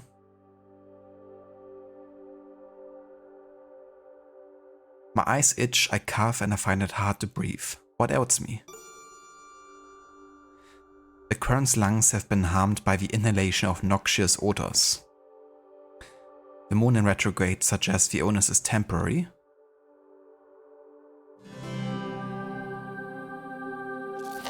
Ah, madam, your symptoms are occasioned by noxious odours. Most likely you did lately inhale a large volume of smoke. Mayhap your chimney requires cleaning. Indeed it does not, Dr. Foreman.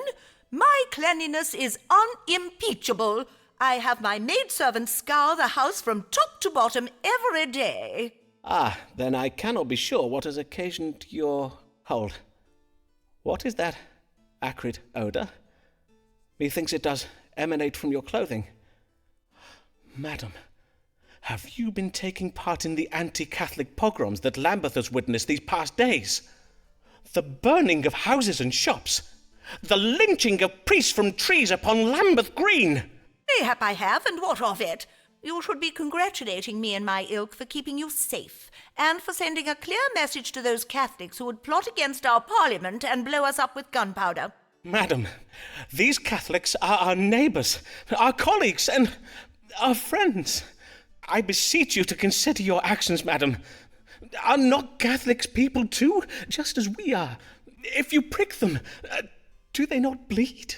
Aye, and their flesh does burn the same and all. I fear I do not follow your reasoning, Dr. Foreman. Are they not subject to the same diseases, healed by the same cures as we are? And if not cured, then, alas, taken so soon, so needlessly. I did never have the chance to... Oh, my sweet Avis, can you ever forgive me? Is something the matter with you, Dr. Foreman? On my honour, you do seem most troubled. Mayhap you should be going to consult with a doctor yourself. God keep you well, Dr. Foreman. Blessed day. Mistress Payne is kind of a pain. She definitely is. Like, holy shit. Just a bit of casual afternoon lynching in it. Hello, Varoni. Welcome back. Thank you again for the lurk, dude. Hope you're having a good day so far. What does Avis have to do with this? Yeah, I guess, you know, the thought of like so many people dying that are his friends and neighbors, maybe, you know, brought that memory back.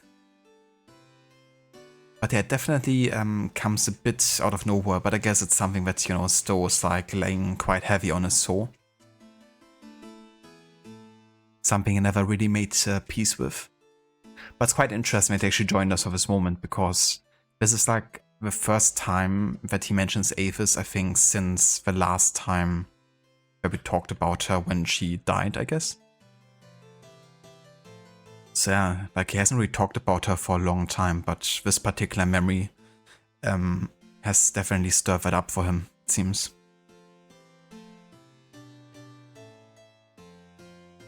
So far so good, you're going into the lab soon, but wanted to hang out for a bit. Very nice, Ronnie. That's awesome. Glad to hear you're doing well.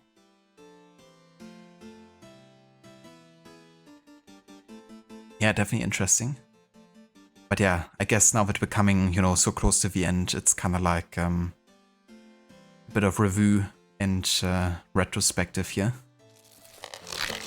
Or what's happened. And we have now also officially reached the year 1605. But there was definitely many more time jumps here at the end than we were at the beginning. Now it's more like one case per year, really.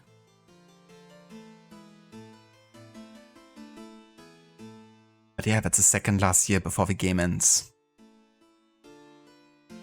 And that's also the last case for Mary Payne, so her story has now been finished. Mayhap we make a list of which shops and taverns are Koflik owned. Methinks our actions could be a trifle more organized. You mean like organized crime? Hear ye!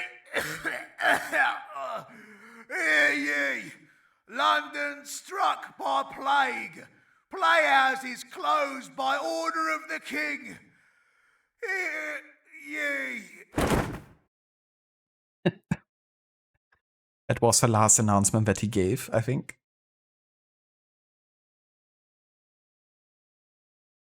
Back from work, it's almost 6 PM and you want to sleep. That sucks, Dr. Darling. Yeah, I know that feeling when you're kind of like done with work and then it's like, okay, actually I would kind of like to do something still, but my energy level isn't quite there. But hopefully can, you know, chill and relax a bit and maybe, you know, get some refreshings.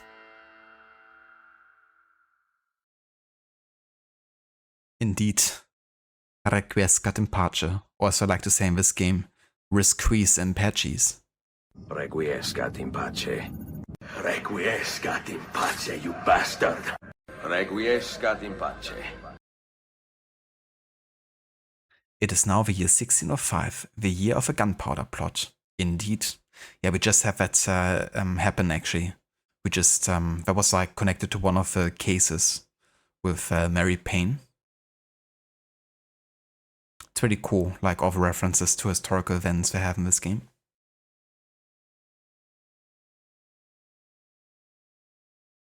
Yeah, Rod, it's like desynchronized.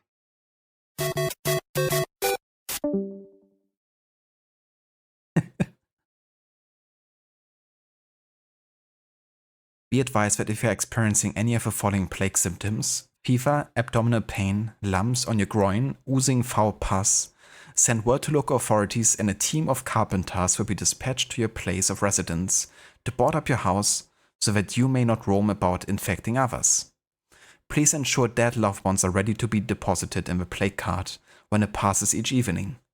Corpses deposited on the street outside of collection hours will incur a fine of 1 shilling. For some reason, I always thought there was an event in the 1800s. Yeah, that's definitely fair too.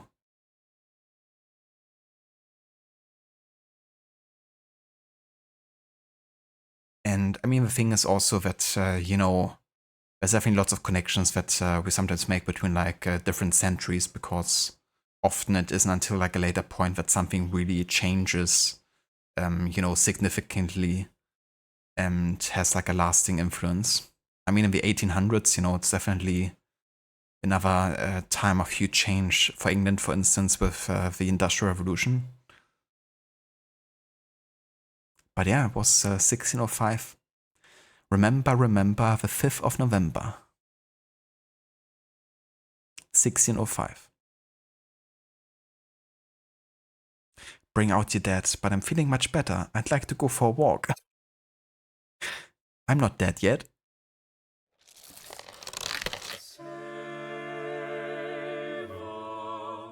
Save us, Almighty Lord. Save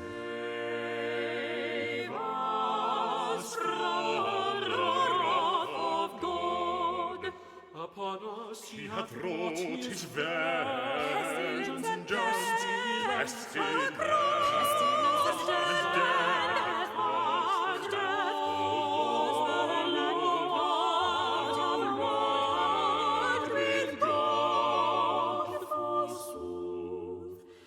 Is that not your job?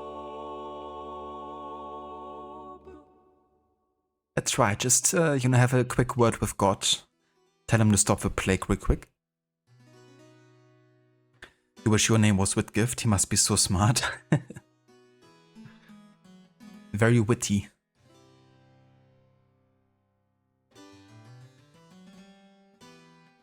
Lord, no. It's like, yeah, that's a hard no. You deserve this divine justice. God give you good day, your grace. How fare you this... Know you whether the plague will reach as far as Lambeth? Have you seen it in the stars? Ah, the plague that has begun to spread throughout London. Rest assured, your grace, if the plague does indeed reach Lambeth, the people of Lambeth will have me, Dr. Simon Foreman, at their service. My renowned strong water cure will doubtless be required. I bid you, read the stars for me now. Will or will it not reach Lambeth? Of course, as it pleases your grace. Let us see what the stars have to say. Will the London plague reach beyond the city walls to Lambeth? So this is actually our last case now. Mine is the one for Simon himself, but the last case for another person. They burned the Catholics and God took that personally. God still has a stronger connection to the people in Rome. Not too fond of the Protestants. Will this new London plague reach as far as Lambeth?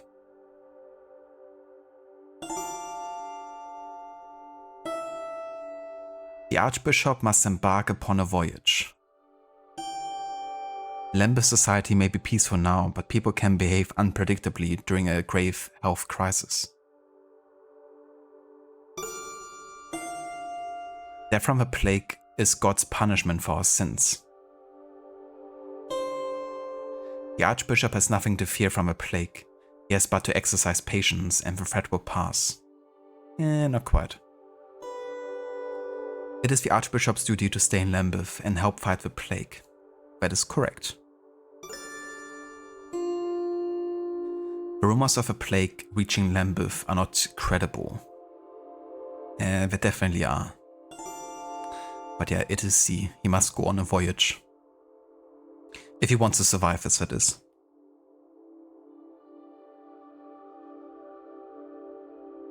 Stars, not sure. Check back tomorrow.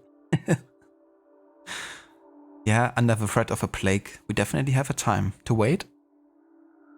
Stars, your free trial has expired. Please subscribe so you don't lose your streak. Yeah. That would be if you were to do it nowadays for sure.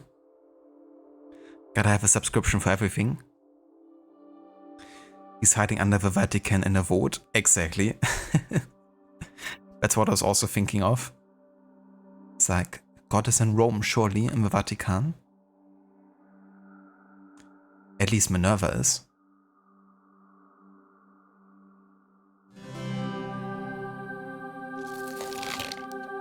Ah, yes. The stars are most clear on the matter. Very clear indeed. Then what do they say? Tell me! Well, before I give you my answer, I would have your decision on granting me that medical license we spoke of on your previous visits. I am sorry, Your Grace, but I must insist upon it. I would gladly do so, but I find my hands tied due to various episcopal and doctrinal... as I see you are determined not to let the matter rest, I will speak true. Some years ago, the Queen's physician, Dr. Richard Smith, did write me a letter on behalf of the College of Physicians. He warned me in the strongest terms against granting you a medical license. So you see, I cannot grant you a license without raising the ire of the College of Physicians. But... Now, Dr. Foreman. Doubtless you are thinking that a man of my position, one of the most powerful men in England, should not be so easily put off by such a letter. However, and methinks you know this from your own experience, the college is a terrifying organization that will stop at nothing to get their way.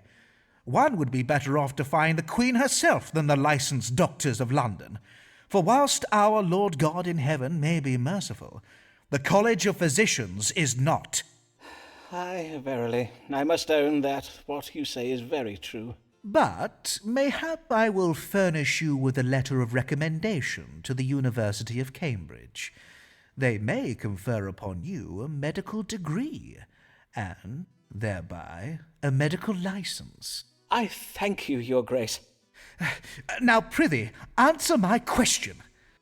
I have bad news, Your Grace. Lambeth will not escape the plague this time. Things are quiet now, but as I learned during the plague of '92, events may change apace. You must leave Lambeth before it's too late. I feared as much. I must begin preparations for the removal of the palace household to Sussex. Before you go, Your Grace, I believe you were intending to write me a letter of recommendation. Well, indeed, I will reflect on the quality of advice you have given me over the years, and if I judge that you have acted with some skill, then I will have my chaplain draft you a letter of recommendation and have it sent to you. Good day, Dr. Foreman.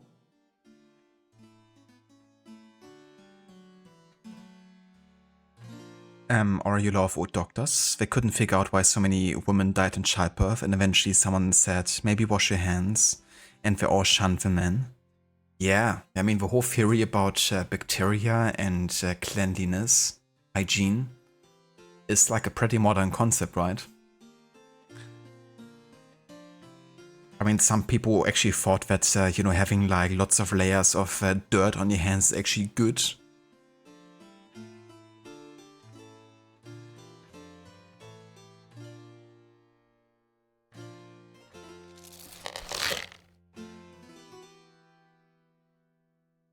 And there we go. We finally reached the year 1606. Let me change the title one last time here for the playthrough.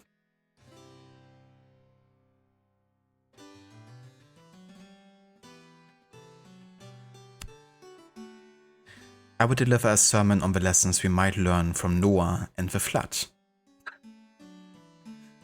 It's like, since Noah, prepared the ship, so must I prepare on my own voyage now and leave this behind. And I will only take 2 of my most trusted concubines and advisors with me. Because that's what Noah did. And all the others, they can stay here and be devoured by this divine justice that is the plague. I can hear the sermon already in my head. Sir, I thank you for your recent submission of several letters of recommendation. I am pleased to inform you that these letters, being of sufficient quality and number, have been credited towards the obtention of a medical degree. Please find enclosed your license to practice medicine. John Cowell, Vice-Chancellor, University of Cambridge. And there we go.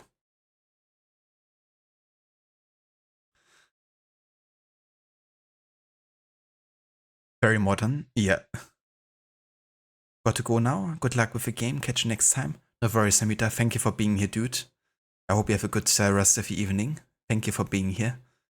And yeah, for anyone who hasn't checked out Amita's channel before, there's a shout out in chat. Thank you for giving it to Amita if I wrote. He's just finished his playthrough of Need for Speed Heat, where he did 100% of the game.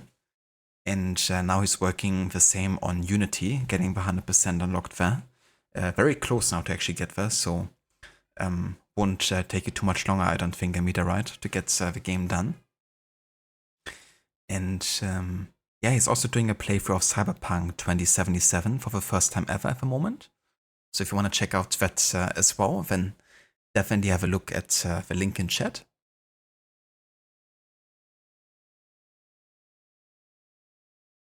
No worries for the shout out, Amita. Catch you next time, dude. Should be finishing it today. Very nice. Best of luck with the rest of it. I hope it goes well. If that's no worries either, Aura, I catch you when I get back, or, you know, if it's, you know, after I end my stream, then thank you also for being here, Aura. And I hope you have a good rest of your day too.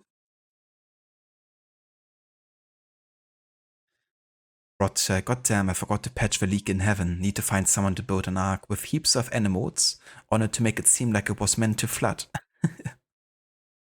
Exactly. That's a sound plan.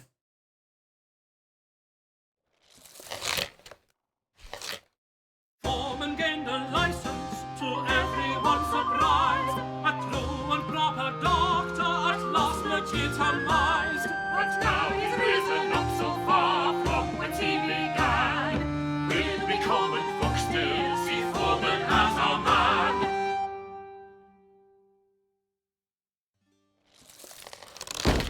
You cannot board up my house! 'Tis not a plague house! You are mistaken! I do not have the plague! Let me out of here! Know you not who I am, you fools? I am Simon Foreman, Doctor of Astrology and Physic! Fie upon those ungrateful wretches! Have I not always been there for them when they needed me? Am I not the doctor who risked his life to cure them during the plague of '92, when all the other doctors and their high-born friends fled London and left them to die? Indeed, mayhap next time I will think again before risking my life in the service of the townsfolk, if this is the way I'm to be repaid. And forsooth, if my deeds are so easily forgotten by the living, what chance is there for my work to be remembered by generations to come? What will the world know of me once I'm gone? Well, that's a question you should ask the stars. How will I be remembered after I die? This speaks of quiet violence exacted by a genteel woman with hidden motives. I would be remembered for having given something valuable to a psychopath to hide somewhere. Forsooth, how strange. Whatever could that be? A potion comprised of costly ingredients? Yeah, I mean, this is in connection, I guess, to that fun fact we redeemed earlier, I think. My name will be mentioned in court during a famous legal battle. So yeah, this is definitely in reference to that, you know, death case 5 years after he died. It will be a long time before my ingenious contributions are properly recognized by historians. Ingenious? Debatable, but otherwise yes. My relationship with myself will change when I embark upon a voyage. To wit, my death will occur while traveling. Good angels will ensure the manner of my death serves as a testament to the intelligence, accuracy, and soundness of my methods, as an authority in the field of astrological science. So it's kind of funny because all of this is true, you know, like there will be legal battle about him that supposedly, you know, has him giving poison to 2 of his patients and then killed someone with it. You know, he will be eventually, you know, remembered by historians. And another fun fact is that he actually predicted his own death by drowning in the River Thames. And on that day, he went to the river, he took a boat, took a voyage on the river, and then crashed and drowned. So that's how he died, by predicting his own death. And given that my first playthrough, I'm quite sure I went with the B option here, about legacy, and, you know, this being the strongest connection to the game, I think this time I want to go with the strongest connection to history and something he did in fact predict for himself. You know, the fact that he was being tarnished after his death and involved in a legal battle, he didn't actually predict, but his own death he did. So we're gonna go for option C here this time. Exactly right, yeah. He will be put in a video game, so there's that. That's your legacy there.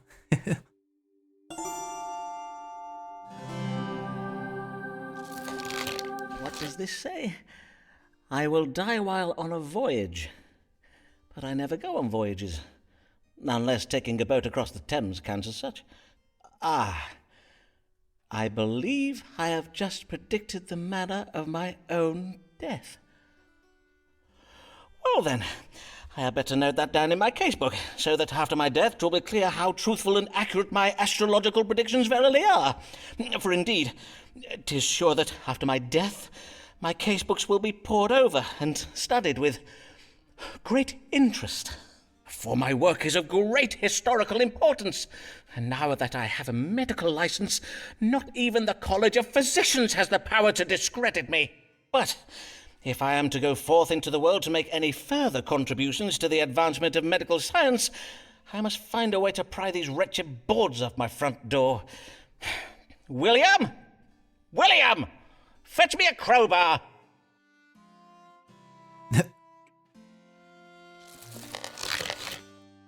And there we go. The last of cases with Simon Foreman.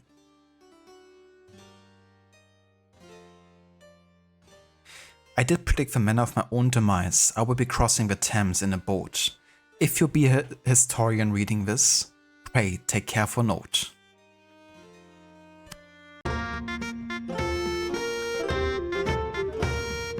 Long ago in England in 1592, there begins our tale, and all of it is true.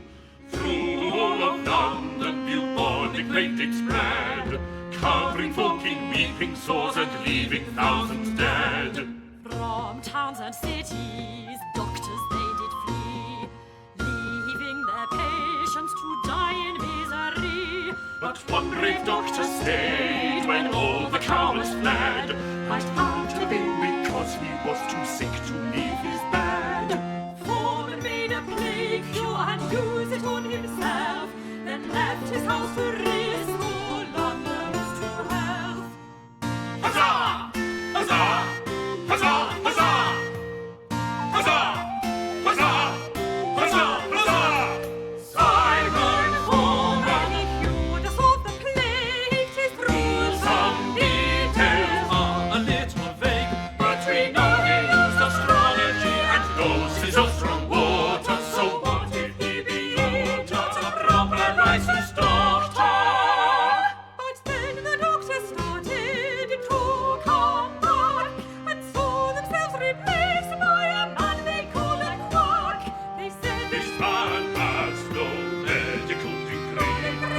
He treats his patients with bad astrology. So Foreman bow! to get his license and make the doubters see that he was now the best doctor in the city. I will pay no heed, He said, to those who scoff and laugh, for my satisfied patients will speak on my behalf. Simon Foreman, he cured us of the plague. 'Tis true, Some details are a little vague, but we know he used astrology and knows his own strong water. So what if he be not a proper licensed doctor? Though he is not quite a proper doctor yet, one day a license he will surely get. But if he rises up to high from whence he began, will we common folk still see Foreman as a man? Simon Foreman, he cured us of the plague. 'Tis true, some details are a little vague, but we know he used astrology and knows his own strong water. So what if he be not a proper licensed doctor?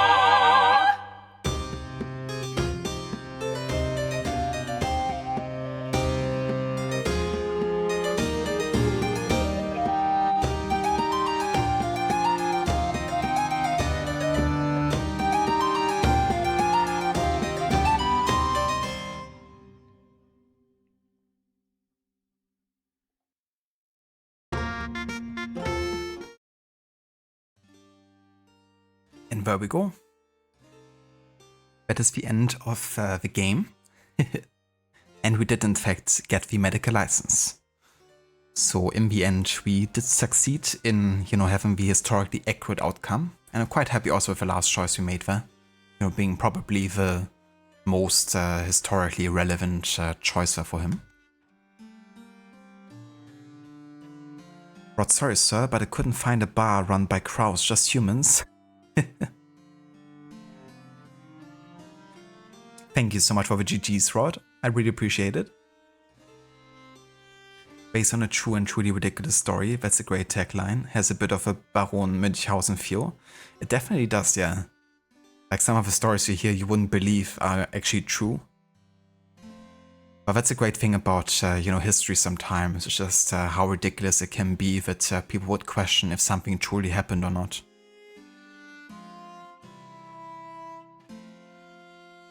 Also, thank you for redeeming another fun fact for the game.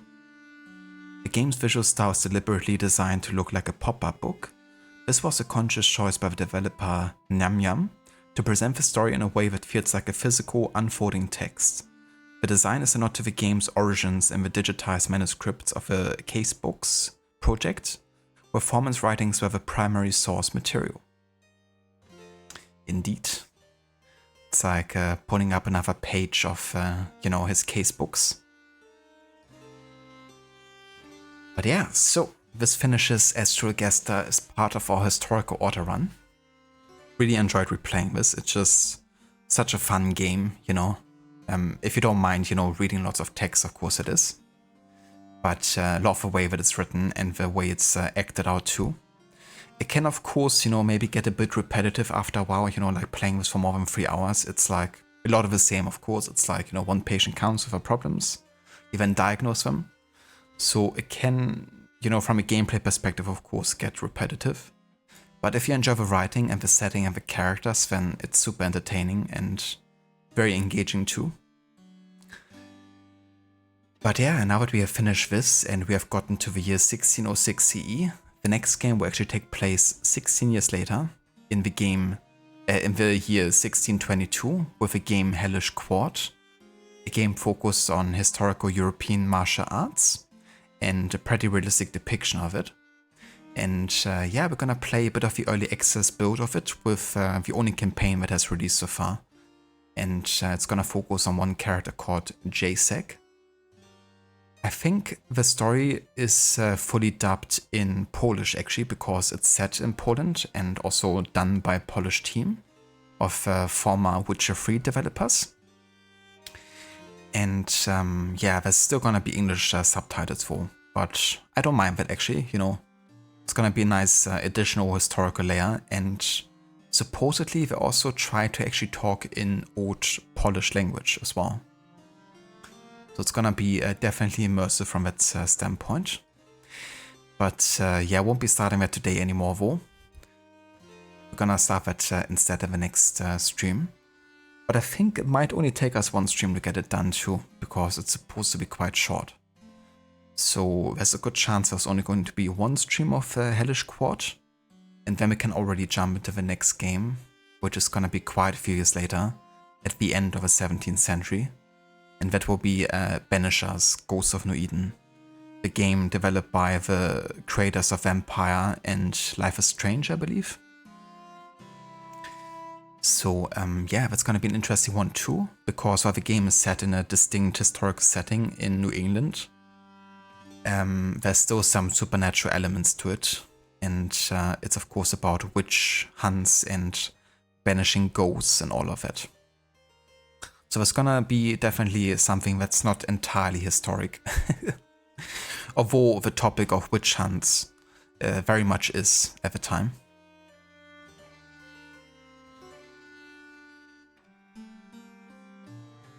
Great to see you replay it. Definitely want to play this in the future yourself too. Definitely glad to hear it, Rod. I think you would have some good fun with the writing and the characters. And it's definitely cool having this like choice-based system, because you really have lots of influence on the, character stories and how they evolve. Thank you, Ronnie, for the GG's, dude. I appreciate it. anniversary of the stream, Ivarot. Thank you so much for being here. And everyone who joined us today. Let's have a look who's online and if we can rate somebody.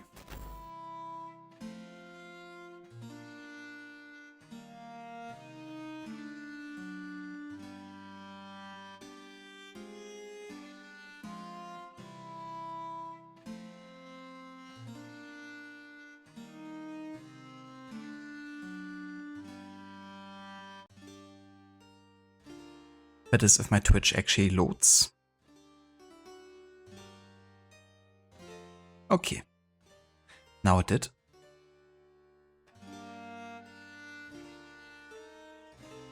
Let's see. Oh, I'm in the best who is streaming. He's playing some Resident Evil. That's cool. Always good to see him. And Amita just started playing some AC Unity. He's doing the Dead Kings DLC.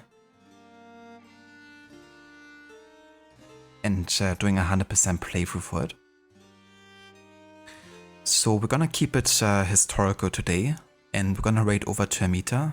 Join him for some AC Unity and see how the game goes for him. He might actually finish the game today. This whole 100% playthrough.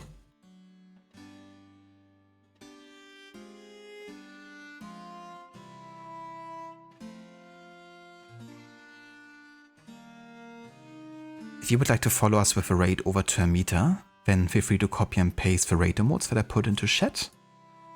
And not sure when the next stream is gonna be. There might be one tomorrow or Sunday, but we'll be pretty busy on weekends, so I'm not too sure. It's gonna be spontaneous if it happens. But either way, I hope everyone has a great start into a weekend and hope you enjoy.